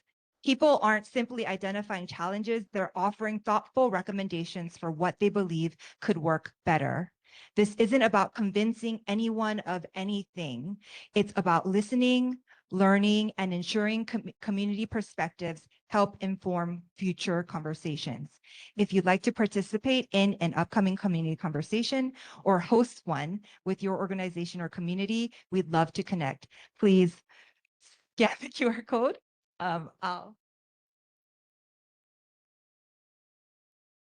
Please scan the QR code or get in touch with me. I'll be here till the end. I can share my business card with you. These notes, Governor Green initiated these small group talk sessions, and he and his advisory committee are getting these notes.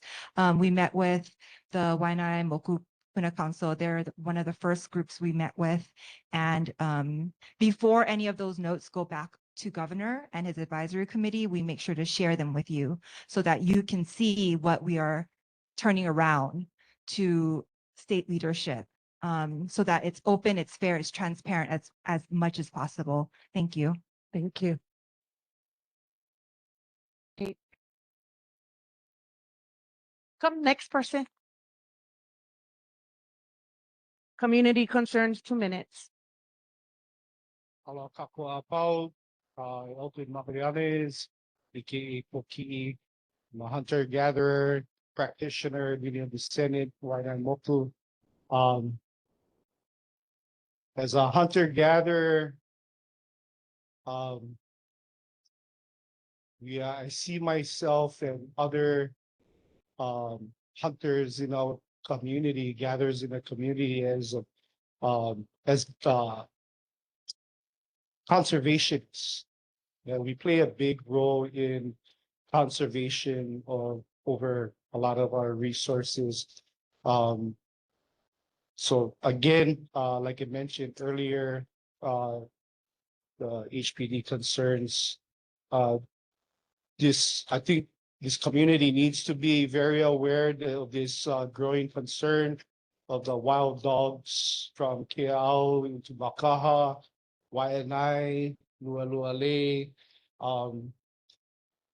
In order for maintain and control the population of the ungulates, goats, feral pigs, now we got new apex predators growing in our communities that can be, can be a health concern, safety concern.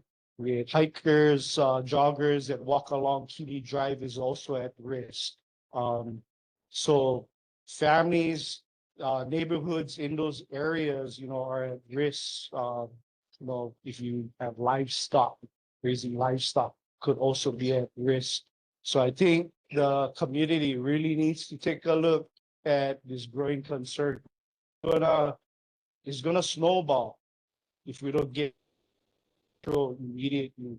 Because I've seen this and concerns all over the state, dogs, ranches, the private property and stuff. So it's not just here in Wai'anae, but it was recently all over social media.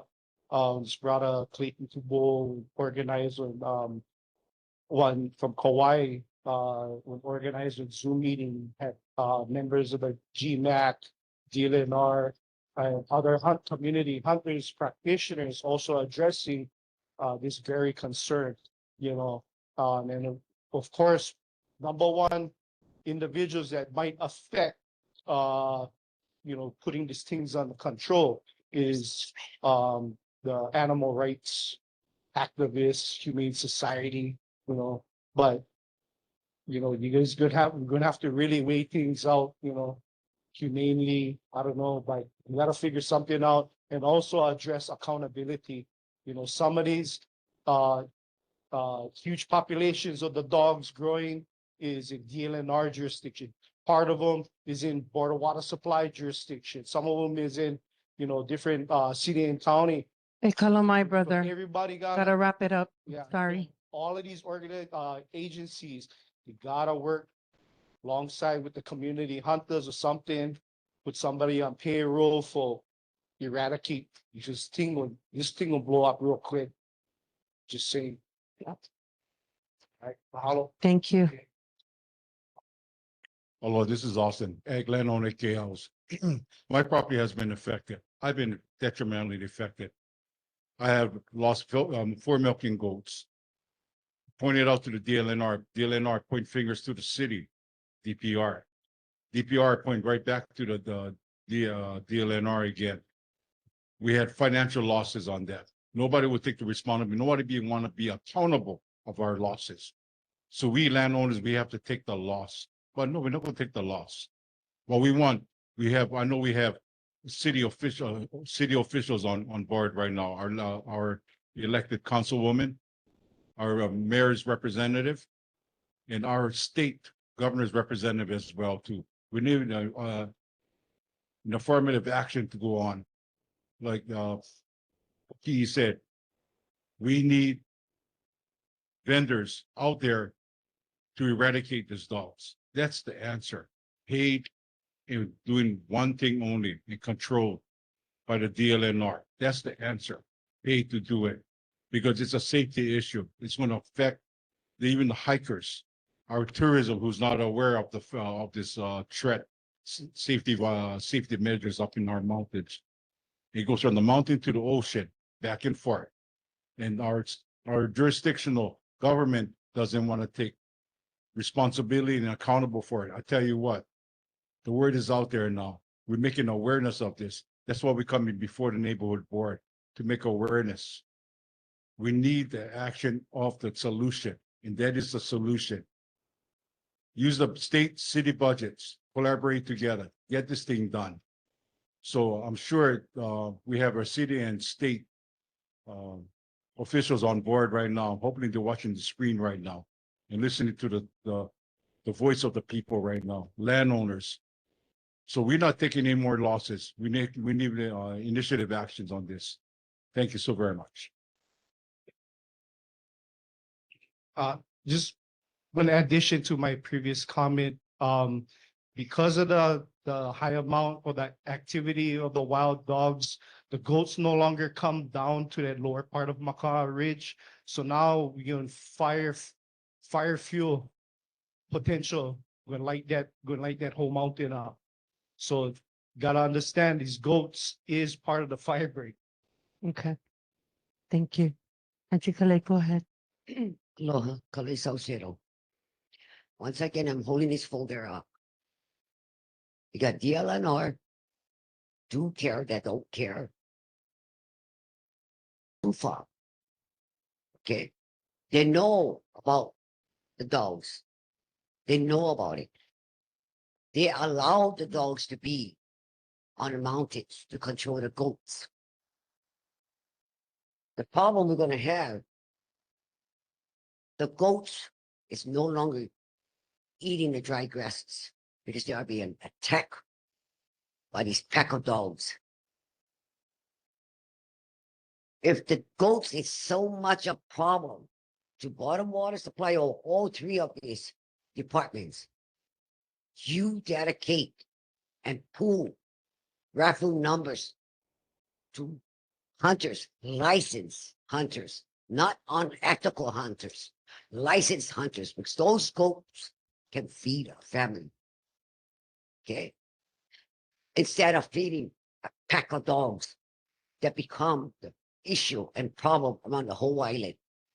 Because when there's no goats up there, what's the next on the dinner list? The human. You guys got to think what happened in Vegas, what goes on. That dog came down and adopted my dog for 4 or 5 days. I'm calling that dog. I'm calling him. We could see the pack. My husband came back. He seen my dog. We have to yell at him to get that dog, go in a truck and get the hell out of there. And this is a Kehala I'm talking about. We seen that pack on my cameras coming down. So if my husband was still there and didn't make a move, I would have lost him and the dog, my dog. So this is a serious problem. But the more serious problem, these aiding and abetting, knowing the problem, they are the problem. So we need to think about that. And we need answers. And we need it like it was yesterday. Mahalo. Thank you, Auntie Kalei. Anybody else in person, community? Come to the mic, please.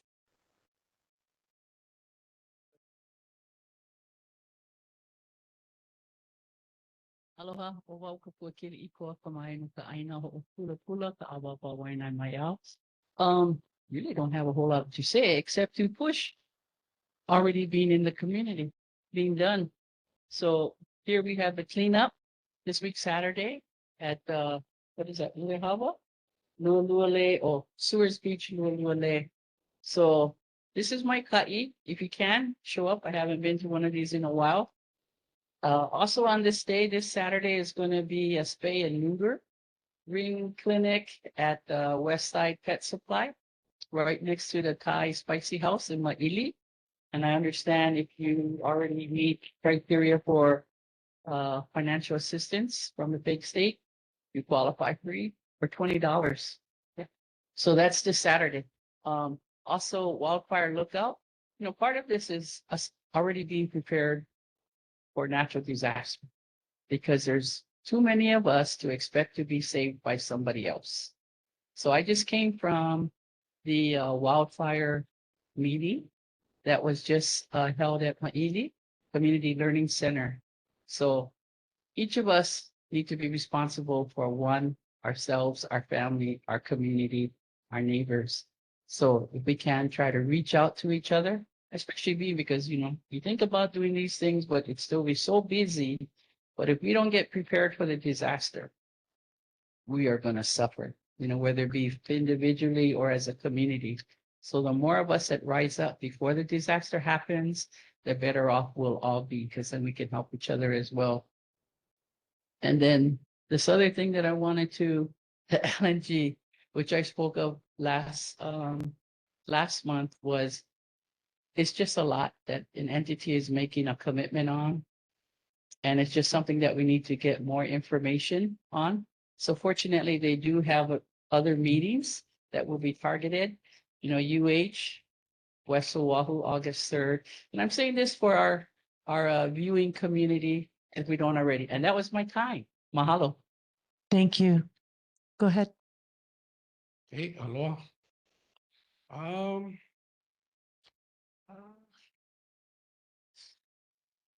Michael Eli.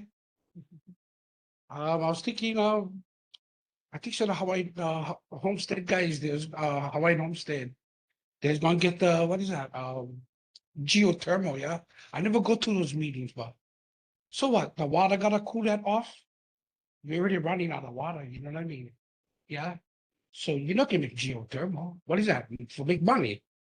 This is for Hawaiian homestead. I mean, you should go put people in houses. That thing supposed to be free, like the birds, the birds and the birds and the bees Hawaiian homestead. Not you guys paying, bro. Because you guys paying still, yeah. The thing supposed to be free Hawaiian homestead, bro. Like the kingdom, you know what I mean? Everything was free. What else? Oh yeah. The guy Muhammad or whatever. I think so they're gonna they're gonna bottle water cups. I don't know. They will drill one well, like I said that. But maybe they're gonna build something over there. I don't know. They're undercovers, you know what I mean? They're up there, nobody watching him, but the other guys they're suing him because of the water and destroy all the farmland below him. So you gotta watch, gotta keep an eye on him, and I try to keep an eye on the mountain, you know what I mean? And then home Keola, they're moving around rocks and they're building rock walls with the rocks on the land. I think so if the rocks stay in the ground 2 feet, you're supposed to not move them. I mean, that's, you're supposed to not even be moving, not digging nothing out or moving them around. That's historic preservation. They're supposed to have one archaeologist on site. I mean, that's what I see. But now, too late, already, I think already done. Just like the last time when I told you guys when they was doing that, they just wouldn't do them anyway. Nobody watching. No, there's nobody watching them guys do anything up there. We'll have our eyes up there too, you know what I mean? Not only me, but we gotta watch what they're doing, because they're doing pretty kind of stuff. They're moving around Oahu. They're supposed to not even be moving them around or building rock walls with them. They're supposed to bring their own rocks from wherever they get them from, not from right there. Allah. Aloha, I wanted to kind of piggyback off everybody else's concerns, one being the wild dogs. Just a few months ago, we lost 9 of our sheep, and all of our sheep are a part of fire mitigation in the back of Wai'anae Valley. Back in 2018, wild dogs on that Wai'anae Valley Road going up towards farm had bit up a hiker, and the hunters, we all had to get her on top of the rack. Just recently, just tried to bite my dog like last week. So yeah, just raising that concern. Yeah, and it also definitely, now I'm going to fires and kind of talking a little bit about the Aina that Mike was talking about. So if you go up that road, there's 1,100 acres on the left side where old Mount Keola, I think, is able to lease like 25 acres of that. But just recently or 33 acres of that. But just recently, maybe I think I was jumping over there. I just like remind everybody, this is the largest intact archaeological site across the whole Wai'anae. Yeah, so we have to make sure that we preserve these things and that we don't have anything that's gonna cause destruction there. And cows are a big part of Wai'anae fires, specifically in that area. So it is very disheartening to see cows in that area. Yeah, so just raising that piece. Can you state your name for the record? My name is Stone.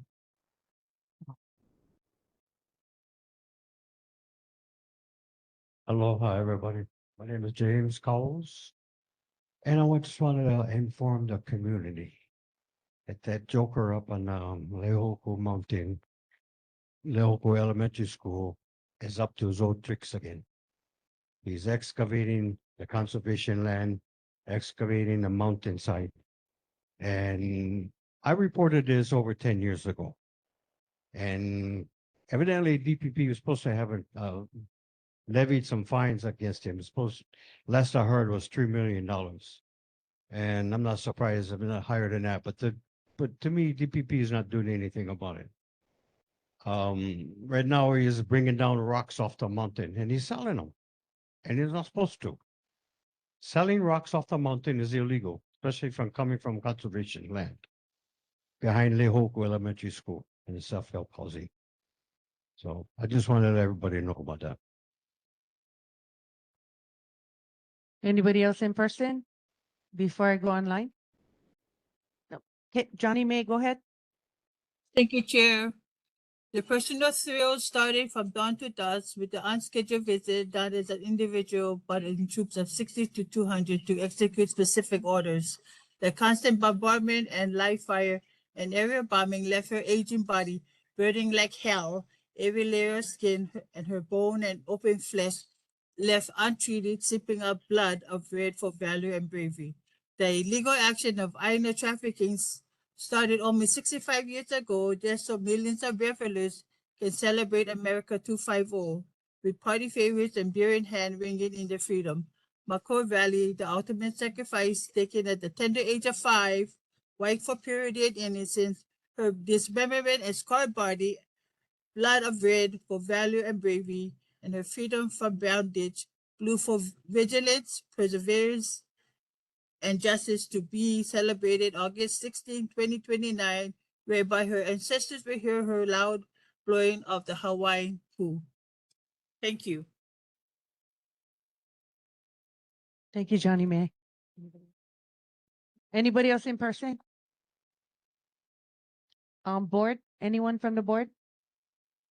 No. Oh, grab the mic, Uncle.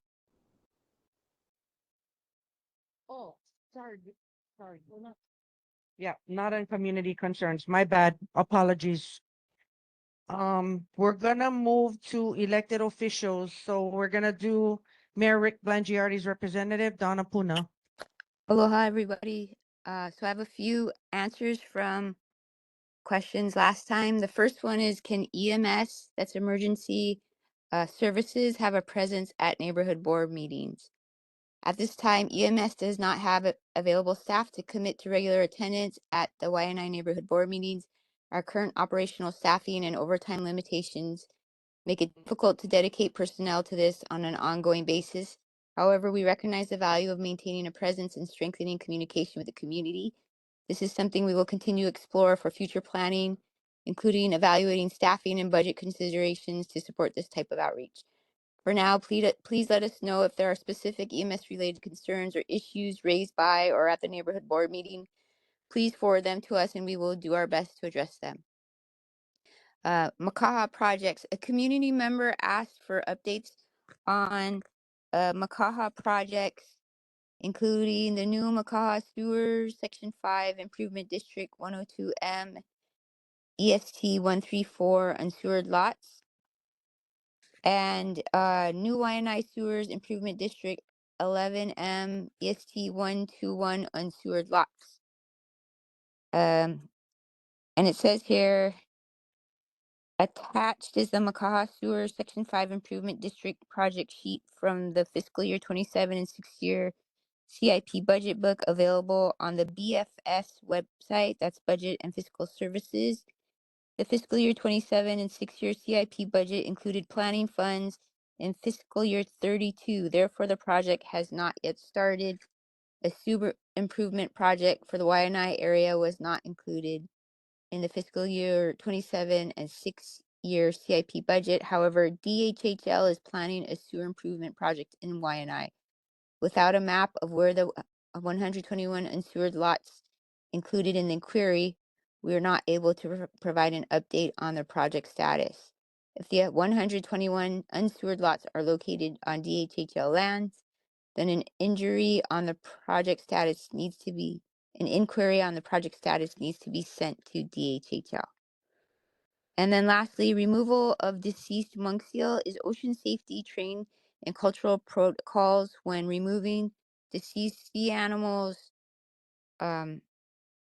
deceased monk seals by pulling deceased sea animals from the ocean and beach. Honolulu Ocean Safety recognizes and respects the cultural significance that many in our community place on marine life, including the Hawaiian monk seal. As a general practice, ocean safety is not responsible for the handling, removal, or disposition of injured, stranded, or deceased protected marine animals. When lifeguards encounter a Hawaiian monk seal or other protected marine species, the department notifies appropriate response agencies, including the Hawaii Marine Animal Response Network and federal or state resource agencies as necessary.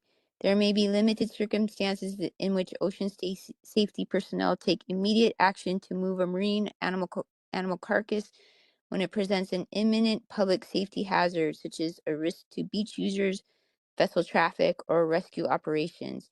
In such situations, the primary objective is to mitigate the hazard while waiting the arrival of the appropriate wildlife response agencies. Ocean safety do not receive formal training in Native Hawaiian cultural protocols related to the handling of deceased marine animals. However, the department values cultural awareness and strives to carry out its duties with professionalism, respect, and sensitivity to community concerns. And then I just wanted to address the gentleman that talked about the property owner digging into the mountain. So I think I know who you're talking about. DPP did issue millions of dollars in fines and then placed a lien on his property. So I understand that he is trying to get that lien removed, but we are not doing that at this time. So he's unable to sell the property. So we are enforcing upon him. And if you do see more violations that he's doing at the moment, please report them. We'll send an inspector out to add any additional violations that are currently existing on the property. So with that, I'll take any questions or issues. Mahalo. In person, state your name. Lord, Pikachu Shelby Billionaire. You know, you're gonna see me tomorrow for Bill 22. I do plan to veto, because I did tell the mayor to veto the budget. What I don't trust from our councilwoman was that the numbers is 4.8 billion. Then it goes to 4.97 billion, and they make like it's nonchalant. No, 4.97 billion minus 4.8 billion is $197 million. And my name's Billionaire. I can do ekahi, elua, ekolo, eha, elima, eona. It's $6 billion because we have to add the executive plus the capital budget, operating, blah, blah, blah, blah, blah.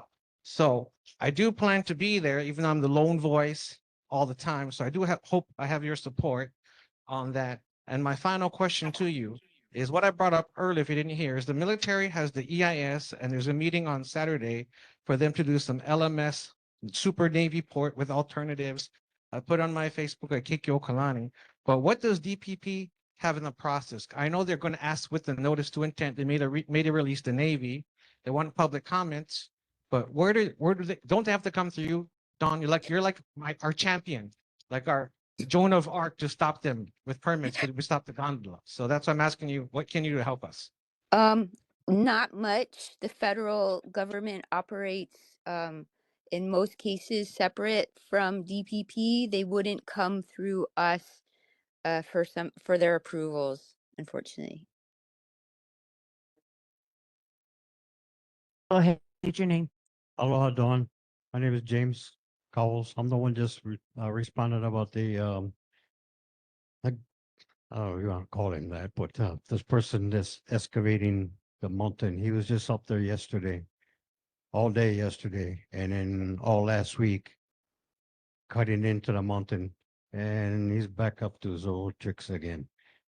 I would like to see him shut down completely. I'd like to see him off that property. Even the neighbors down below are complaining. Because when it rains, all the water runs from his property down into their properties down and below. And I don't think that's right, but he's got to be shut down, period. We'll send an inspector out tomorrow. Thank you. Hello, Mayor. State Hi, your name. Don. This is Austin Salcedo. My dear, Hello. for 4th of July, aerial fireworks again displays at the KL undeveloped portion of the park. The park has been vandalized again. The gates has been cut. We made 911 phone calls to HPD and I talked to the DPR. And we need the question, not question, the question would be, the mayor needs to know that the resolution 22-151 is incomplete. Okay. It's continued to be vandalized. Pilings has been moved, concrete pilings that we had installed. Again, this is dry brush land. Fireworks. The HPD log number is 1543 or 1543.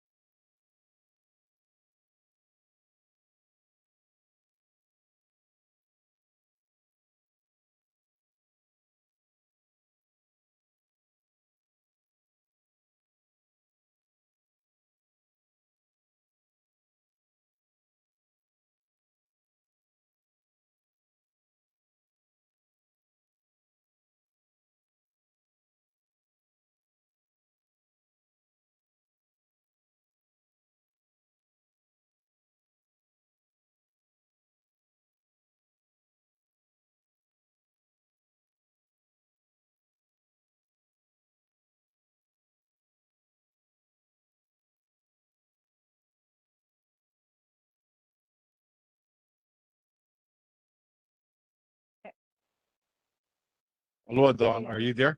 Sorry. Yeah. Sorry, it cut out. Awesome. Okay, did you capture the aerial fireworks and the log, HPD log number on that for the aerial fireworks? Not once, but twice. Yeah. One at 8:31 and again at about 9:15 around. Okay, 15. 4-3. Okay. 1543 log number. Okay. Then this is the area where there's a lot of brush in the area. The mountain is right there. My property is right there. Nasty. Secondly, City Council approved resolution 22-151 is incomplete. Okay, reason I say that, because the cattle gate that has been installed, it's been vandalized for the fourth time. They cut it again. Concrete pilings has been moved. So people, public is entering the area, and we need that thing to be complete. Akona from DPR, the supervisor, has been notified on this. So we need removal of all the encampments in there that's actually shouldn't be there, because there's signage out there, no trespassing. Uncle Austin, wrap it up. Let Auntie finish. So now I'm Or gonna somebody ask close the door. state as well to create a meeting regarding the matter of the feral dogs as well too, that's up in that area. So I want participation from the state, city, and Board of Water Supply in this meeting, because the one we're trying to get through is getting a vendor to eradicate these dogs. Okay, Uncle Austin, That's the answer. thank you. Auntie Kalei, your turn. Yeah. Aloha, Kaleso Cero.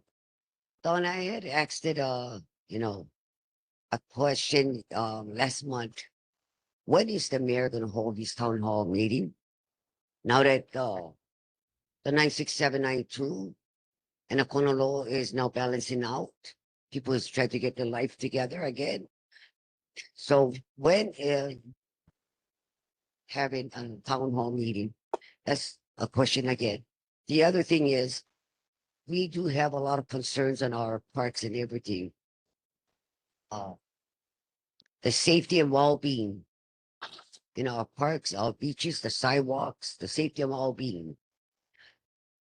The communities just keep repeating itself and repeating itself again. And that's been a concern for the whole 96792. The thing is, the community and residents comes up with a lot of solution. You folks need to hear the solutions and give them the benefit of the doubt and try that solutions, that the ideas that come out with.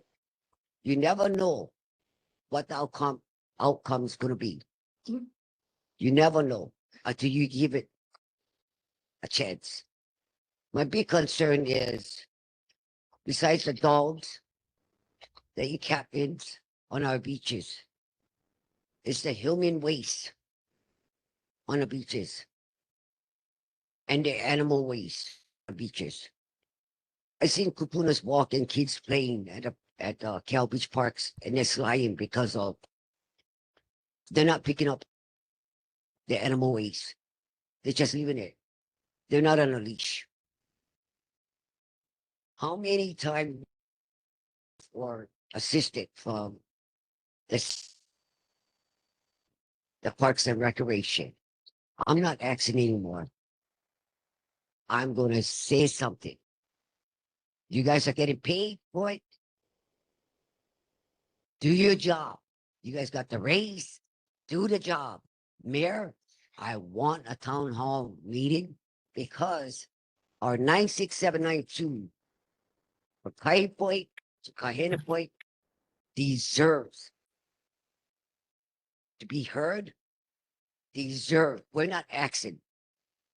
We want it. Thank you, Do Auntie not Kalei. silence us anymore. Mahalo. Thank you, Auntie Kalei. I'm gonna take one online because Johnny May's been waiting for a while. So can I take Johnny May? Okay, Johnny May, go ahead. Thank you, Chair. Don, thank you for reporting back on the Makaha project. The rail, does it run on electricity? Yeah, I think so. Okay. When the mayor is okay, this is just a comment. So when the mayor got elected, I noticed there have been a lot of creation of agencies. So the city has 32 agencies. The state of Hawaii has 33.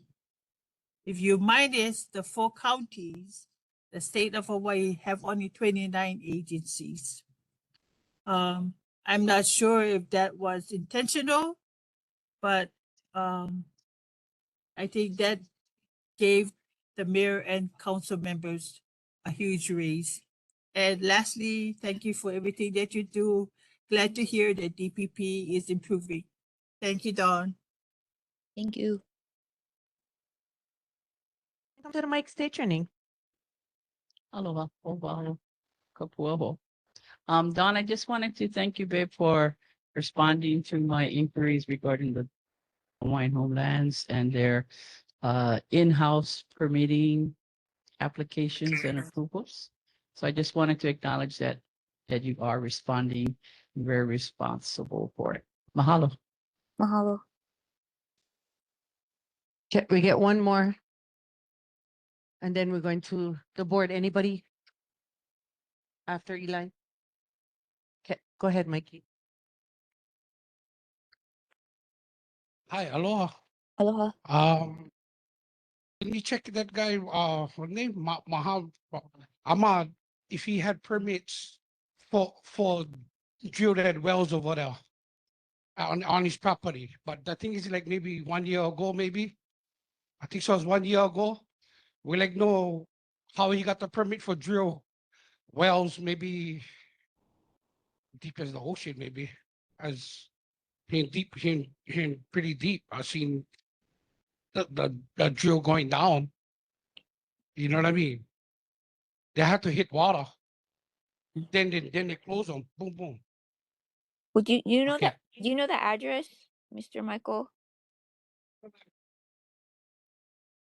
Like above Angel's Junkyard. Above Angel's Junkyard, and you get when you're going up left. That the last lot. Okay. Okay, thank you. Anybody board? Because we're gonna move to the next. Nope. Okay, thank you so much. Appreciate you, Don. Thank you. I was informed by Tupolo's office that they're not gonna be present, so we're gonna move to Governor Green's Representative Diamond.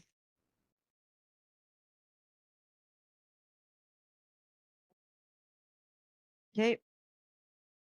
So Department of Hawaiian Homelands, that's also Diamond, not online. So we're gonna move on to State Senator Samantha D. Court. Go ahead. Aloha Chair, board members, Samantha D. Court, a few quick updates and then legislation ban in Samantha, sorry, Senator, try turn off your camera because it's putting you in like suspense and keep cutting you off. Okay, let me see. Is that better? Can you hear me a little bit clearer? Perfect. Okay, thank you for that. My apologies. Okay, so we had passed legislation this session to ban gondolas in Hawaii. So just want to let you know that the governor did sign that a few weeks ago.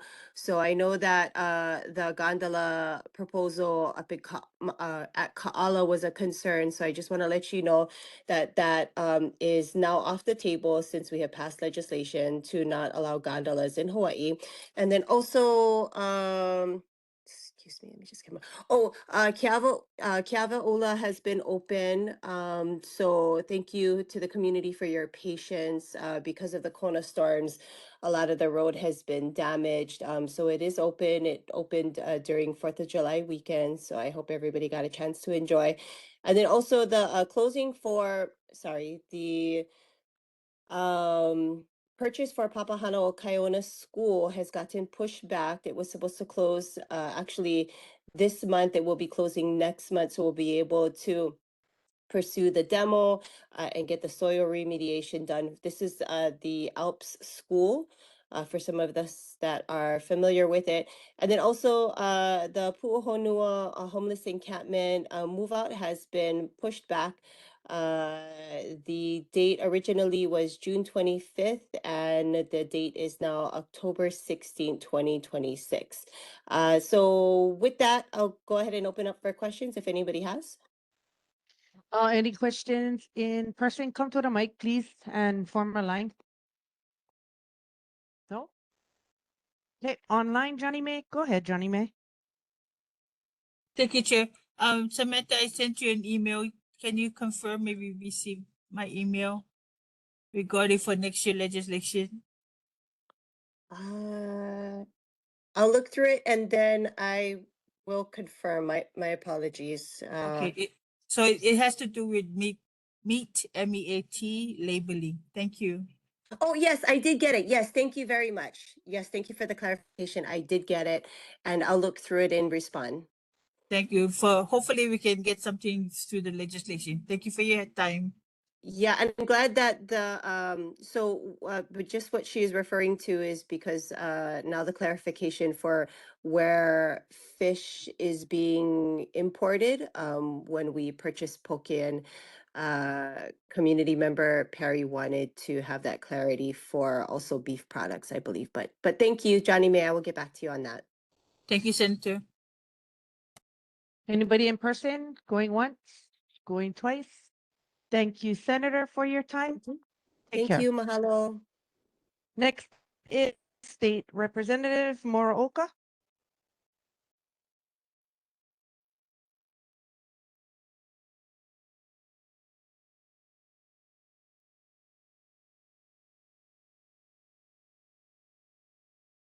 Good evening, everybody. You guys can hear me? Oh, well. Good looking board tonight. We're only missing two. We can keep working on it. One night we might get them all. I like the shirts though, by the way, board. Right on. From the rest of the board, then them all. Get them some. Uncle Richard is on petite. Get him on. Dana is on medium. Yeah. But anyway, everybody, again, thank you for coming out. Thank you for caring for our community. Couple of updates. Speed humps got finished on Lahaina. So there are more planning. There's also a bunch in Wai'anae Valley. I know I've been getting a lot of calls. It's an inconvenience, but it's a necessary inconvenience. You know, it really is. It's going to help the speed and it's going to help a lot of the situations. But the inconvenience part, we are working because there's some really good feedback that we've been getting about flooding and the way the pumps divert water off of the road and now into residences. So we are working on that. I don't have an answer yet, but it has been brought to the right people. So we're trying to mitigate that situation. Again, I'll recap, you know, I'll touch on what Senator talked about. Very happy that Kiawaula was open. It was open just before 4th of July, so everybody was able to go enjoy. Wanted to thank everybody for coming out to my fentanyl town hall. It was really important. We gave out over 120 Narcan free of charge. I also learned that anybody who needs Narcan can just go to the comprehensive and get it. If you have Narcan, check the expiration date. It does expire. If it is close to expiring, take it to the comprehensive and do a 1-for-1 swap. Very happy to say Middle Park, something that I actually had my hands on, is complete. We're working on a dedication ceremony for the opening, and then that'll be very soon. But the bathroom is complete, so we'll have another bathroom here very shortly. As I continue to report, the left turn signal at Lehoku is still in its on its way. We just got confirmation today that the DOT is working with our golf courses up here in Wai'anae, Makaha Valley to do fire mitigations and clear fire breaks. So they're going to be clearing that. They actually have a site visit tomorrow. I will be talking with Donna Puna more about they call him the brown water guy. You know, Uncle James was talking about him harvesting rock. Every time we get a complaint, they say every rain, the water come down. So we're going to be working on that. Very sad to report. I didn't get any further details, but it was so sad that 2 days after our fentanyl town hall, we believe we had 2 fentanyl deaths right on Macau Beach. Very sad. You know, it's on our shores. I believe, one follow up to Johnny May. I did get your email. Did you get my response? And I didn't get a response to that. So if that's something you want to work on, then hey, let's go for it. Outside of that, any questions? Any in person, come to the microphone. Form a line if, yeah, thank you. Aloha, Reverend Moroka. A couple questions. So we learned from this recent Konolo, that there's only one evacuation site along the entire Wai'anae coast, which is Nanakurihain Intermediate School. Are you able to have the state open up Lehoko Elementary since it's Mauka of Farrington Highway? Is that a possibility? So that's my first question. And then second is that we learned that Farrington Highway should be flooded from Nanakuli McDonald's all the way to Wai'anae Camp. Pa'akea is going to be the only access to get around that. And especially since most of that street along Farrington Highway between McDonald's and Wai'anae Camp is along the ocean. And so I'm inviting you to our meeting on Thursday, and if you can't make it, we do have a 90-day plan in order to get our elected officials to be part of the solution to get the mitigation flood plan implemented. That's been there for 25 years, since 2001. And then, so if you can respond to that, because anybody that needs to evacuate or needs to get home through Nanakuli to needs to use Pa'akea if Farrington is blocked. And then the last thing is related to the Wai'anae Boat Harbor homeless camp and not closing down. I copied you on an email that I sent to the governor and to DLNR interim director. And in it, I'm asking the governor, what is the evacuation plan? Because we learned from the Konolo that Auntie Blanche's place got flooded in 20 minutes and they had to get all those kupunas out in 20 minutes. Otherwise, they were all going to be underwater. Kupuna they have walkers, they have all those kind of stuff. So my concern is that when they extended it to October, Kiawe trees fall down, ocean surge coming to from, I know Wai'anae Boat Harbor has that blockage, but my concern is the wind, the rain, everything and flooding in that area. How are they going to evacuate those people when Nanakulihai Intermediate is the closest evacuation shelter for them to go?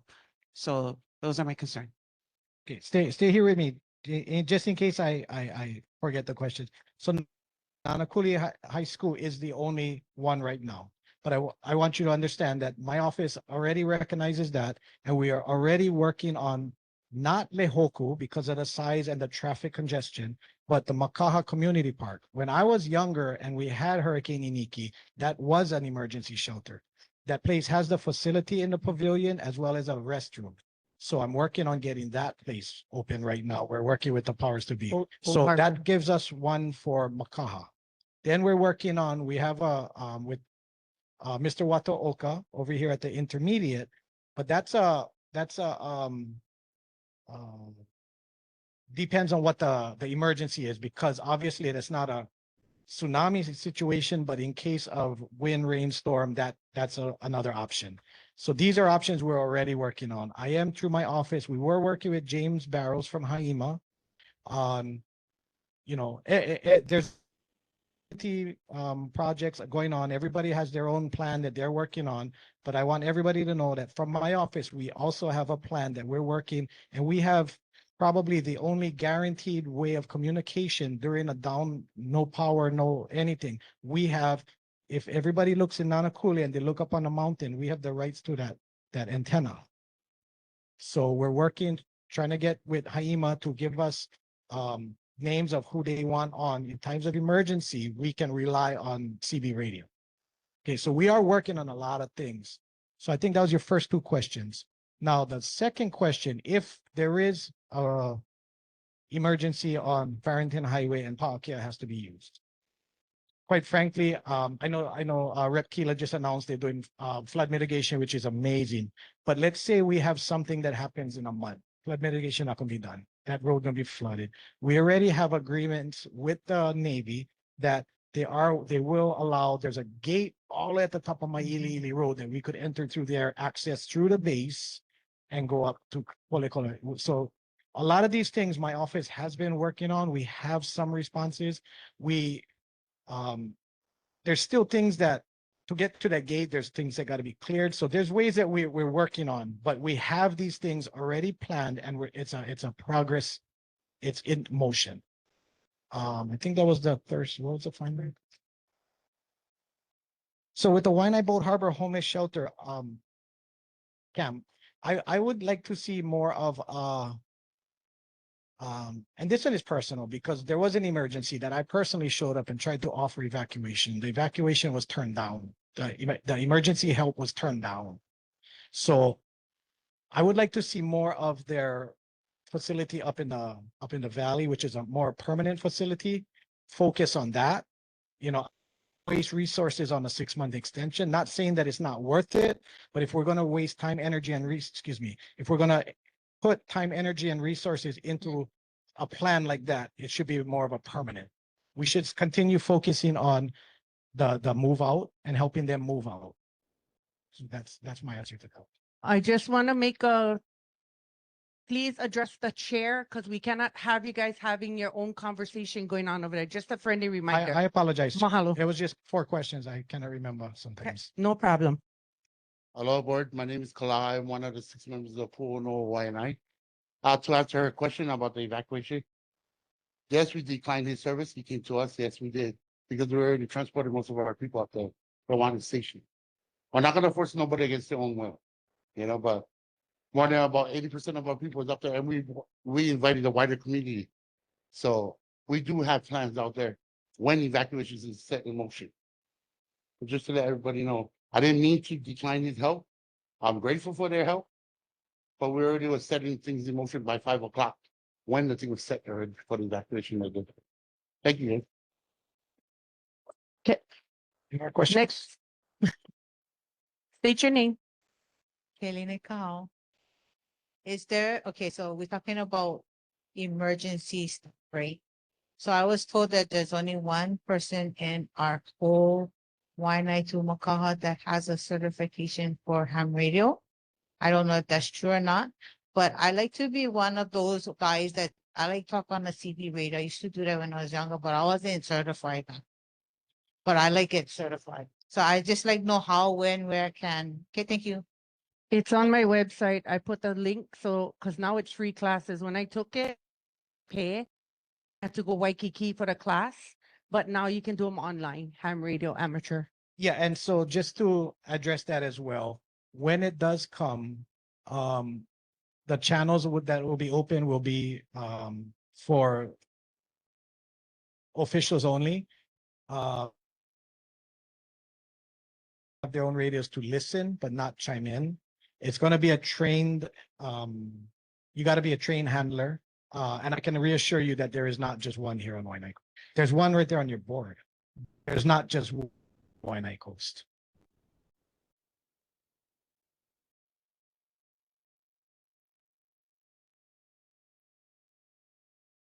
And Colleen, you don't have to say you learn so quietly like that.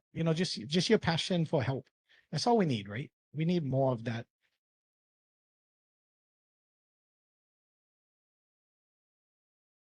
For Smokey and the Bandit. Can I since Johnny May the only one online, can I let her? Johnny May, go ahead. Thank you, Chair. Thank you, Chris, for acknowledging my email. I did send a response to you. Glad to hear that the fentanyl community meeting went well. But in my opinion, the drug addiction of choice is alcohol, vaping, and tobacco. And lastly, February will be Love Your Library Month. Legislation was passed. Wai'anae Public Library main door is still boarded and it has not been replaced. Thank you. Thank you, Johnny May. Okay, next up. What happened to civil defense? They're supposed to be communication for our district. Is there one in existence in 96792? So I did ask that. I think there's a different name. Civil Defense Corps is a different name is what I understand, but there is no civil defense anymore. They used to be at the building over there. Yeah, my dad used to be part of the civil defense. State. Can you talk on the mic for I can hear? Sure, that's a paid position because I don't know, it's city operated or state operation, civil defense. You know, if there's one of our city officials or state officials can answer to that. I think what I'm pretty saying is correct. That's the information I got. There's no more civil defense. It's now FEMA. Yeah. Yeah. Okay, if you guys going to talk on the mic, you guys gotta come stand in line and move because right now it's 9:15. Aloha, Obau Kapua. Rep Mar Oka, mahalo nui for those speed bumps on Wai'anae Valley Road. Much appreciated, especially because we have a lot of traffic there.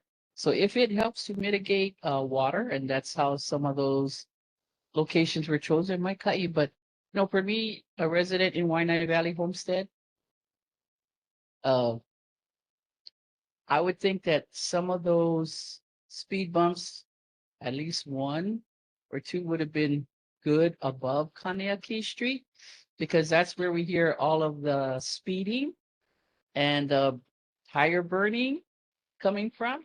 So us in the homestead do appreciate that we have more safe driving, but I know we can't do everything at one time. So I do appreciate what you did. Sometimes we got to ask a question, even though we didn't know that we had one, as far as where are you planning on putting them, so that we could have talked about it earlier, another meeting that I missed. But mahalo nui. Thank you. That so the water one, they didn't plan any water redirection with the bumps, but certain places are where the bumps are at. Certain places are where the bumps are at. The water actually it hits the bump, goes to the side, and actually goes in residence. Especially, I know just when you pass the homestead entrance, those houses right up on that next 5,000 feet, they really get it. So we're working on trying to help that. That road always get deteriorated when it rains. Okay, we're gonna do the last one. First of all, Mr. Morioka, I'd like to thank you for being the diligent duties you've been doing for our community. It's about time somebody's doing it. And I thank you for having your office for our kupunas and residents. I really want to thank you for your town hall talk story. Because without the town hall talk story, we don't know what the problem is. And when he knows what the problem is, he's addressing it. It doesn't fall upon blind eyes or deaf ears anymore. So we got to be grateful what we have. And we got to keep what we have in office. So my question is, what is the next step besides your cleanup? What is the next step that you're going to move, make a positive move for our district? And is there going to be a town hall for your next step? Can we get a short answer? Yes, couple real quick updates. Next step is speed humps on Farrington and Jade Street and Macaw Beach, adding more. Because as we all know, if you live out that way, 7:30, 8 o'clock, the drag strip opens, place come crazy. So we get speed bumps coming over there. We do have my sewers, and I'll end with this, Chair. We're doing cleanup at sewers this week. As much people can come out as possible. It's going to be a really different type of cleanup where we're not doing any sweeps. Nobody's getting relocated. We're actually we're putting the responsibility back on them, showing the compassion, showing the recognizing that right now many places for them to go. Work with them, helping them, and I have a checklist of what's required of the people who are staying, that if they abide by the checklist, we'll do 90-day increments. It's not permanent. I want to make that perfectly clear. It's not permanent. They have to abide by a really strict checklist, and I brought checklists for anybody who wants to follow it. And if they don't, then they gotta go. But I went in front of the SPO and I said, hey, I'm working with a couple of community groups. and we want to try and see if we can help.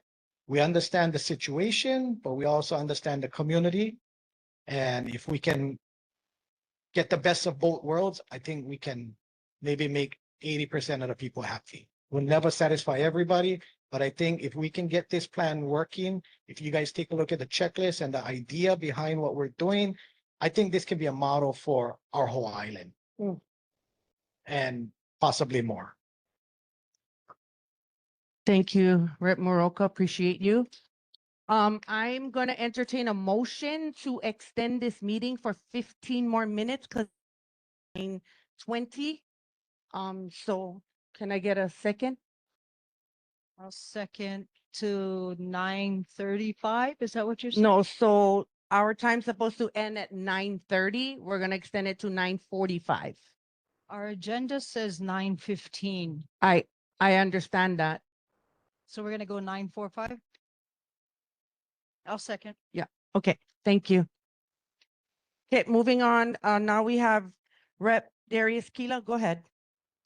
Thank you, Chair. Aloha, board members. I wanted to start off and say thank you, folks, for attending. I know there were many of you in the room that attended the talk story that me and Rep. Moroka hosted. I think from the feedback you folks provided, there is a lot more work to be done on education. So we are trying to work right now in the intermediary with our schools, and I don't want to jump the gun, but just letting you folks know there will be a transition of leadership at Nanakuli High School. But we welcome news as we head into the school year.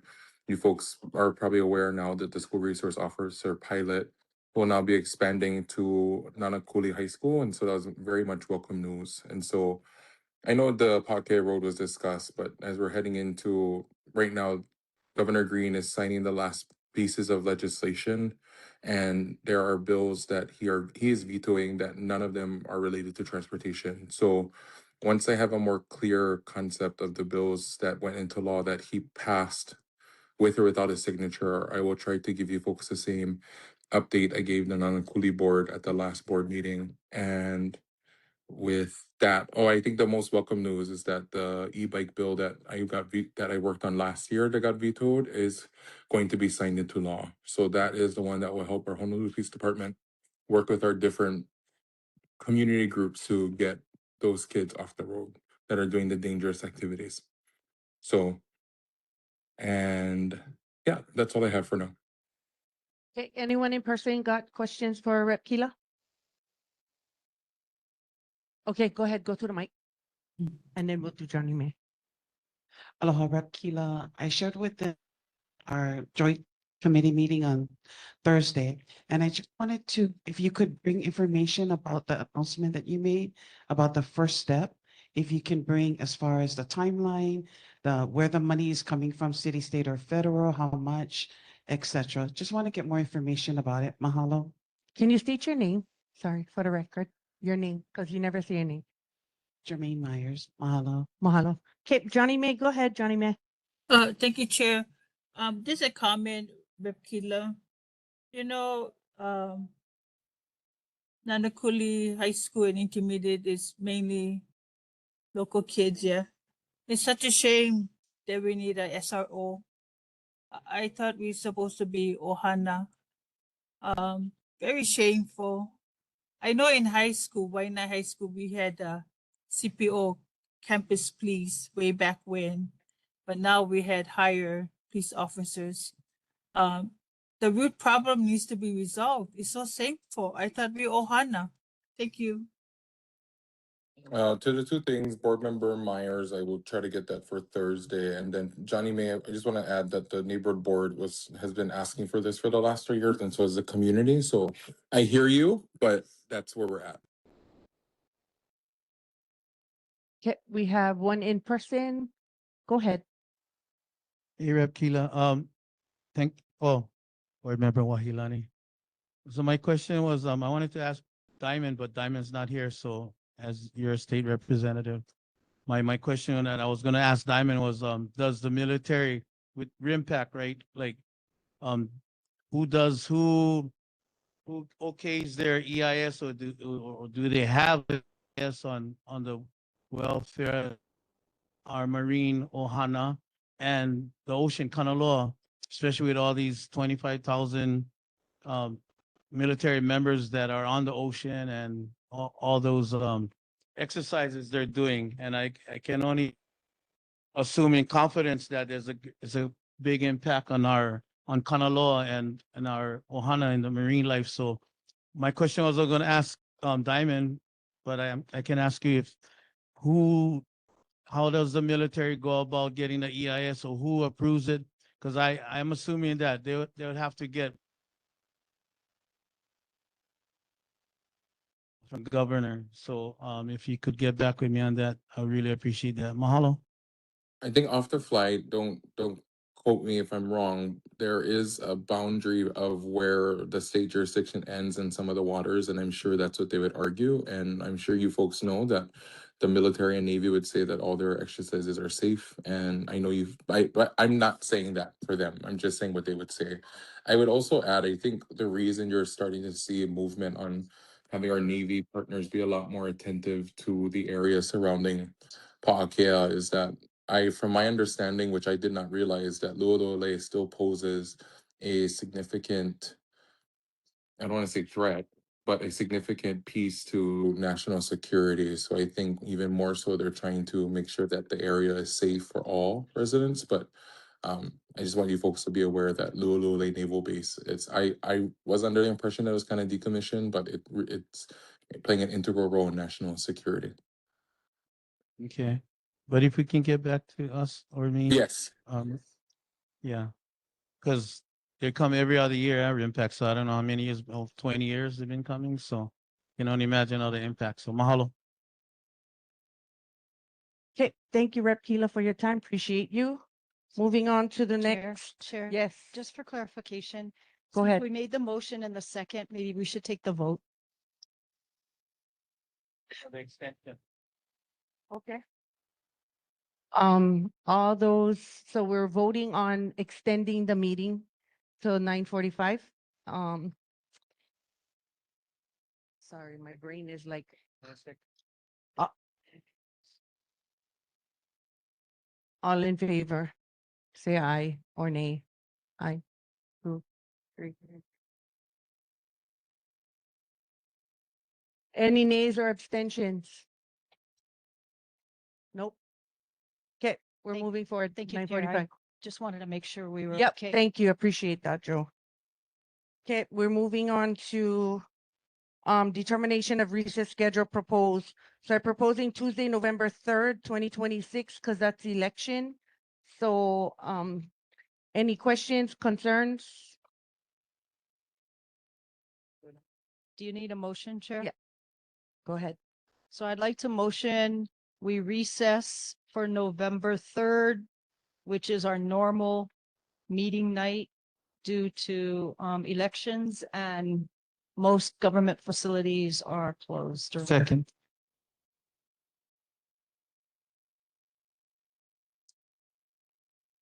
So, so discussion? Okay, so all those in favor? You made a motion, but you want the second, right? Okay, 1, 2, 3, 4, 5.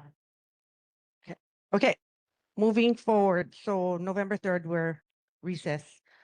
Designation of board committees. So for transportation and zoning, Chair, I am appointing Mr. Lanford. Do you accept the? Okay, he does. So Mr. Lanford is transportation and zoning. Hawaiian Affairs and Natural Resources, Water and Land. I've appointed Kimberly Haupu. Do you accept? Yes, I do. Okay, thank you. And then there's a correction. I made an error, sir, for park creation, ocean safety. That will be, Miley DeSoto will be the chair. Miley, do you accept? I do. Okay, and then for education and health, I've appointed Joe Jordan. Jordan, do you accept? I do.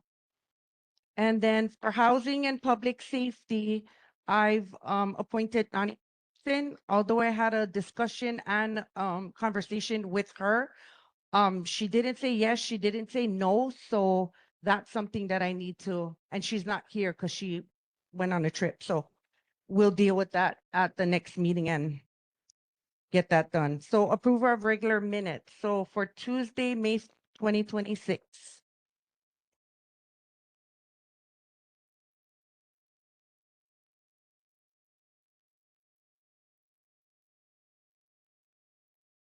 Are there any corrections to the minutes for May 5th, 2026? Yes, Chair, I have some corrections.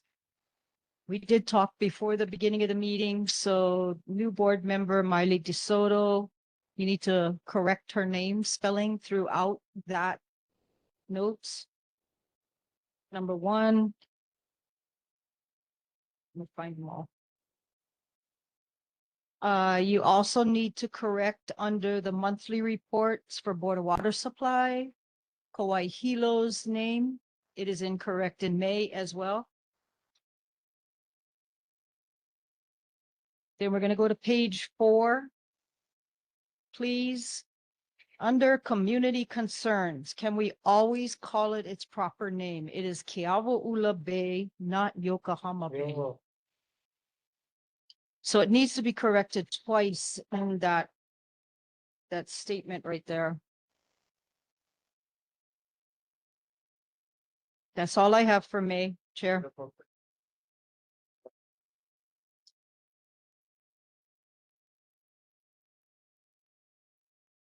Okay, so the corrections have been made on his end and he'll do the official corrections. Okay, so we need to vote on the corrections to the minutes for May 5th. So approving of the minutes. is Make the a motion proper- to With approve of the the- corrections. To approve the minutes with the corrections. I'll second, Jordan.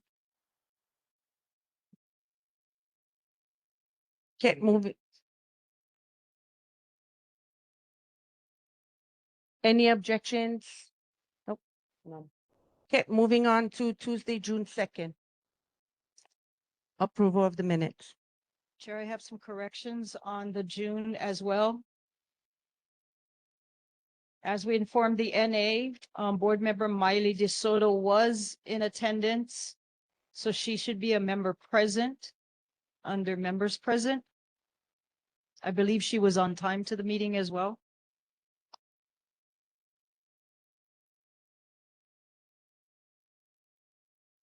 Then under Board of Water Supply, we need to correct Kauai Hilo's name.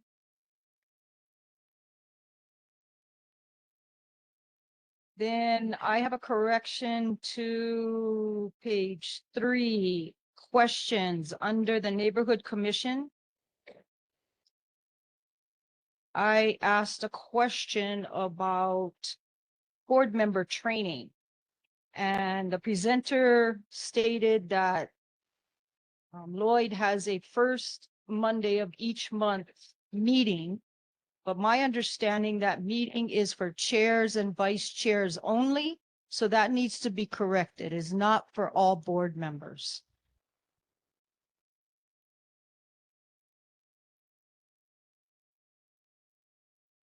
That's all I have for June.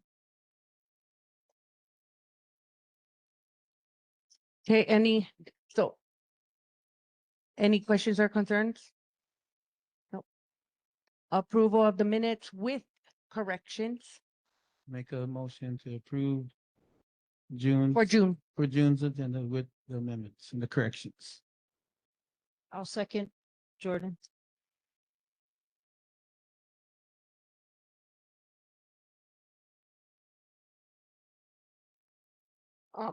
Any nays?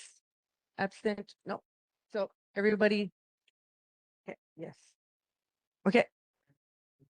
We're moving along. So next one is announcements. Jarrah's Project Open House is on Monday, August 3rd at UH West Oahu, multi-purpose room from 4 p.m. to 8 p.m. And then item 10.2, I got an email response back from Pua'aiu because the announcement was made publicly that Pu'uhonua will move on October 16th.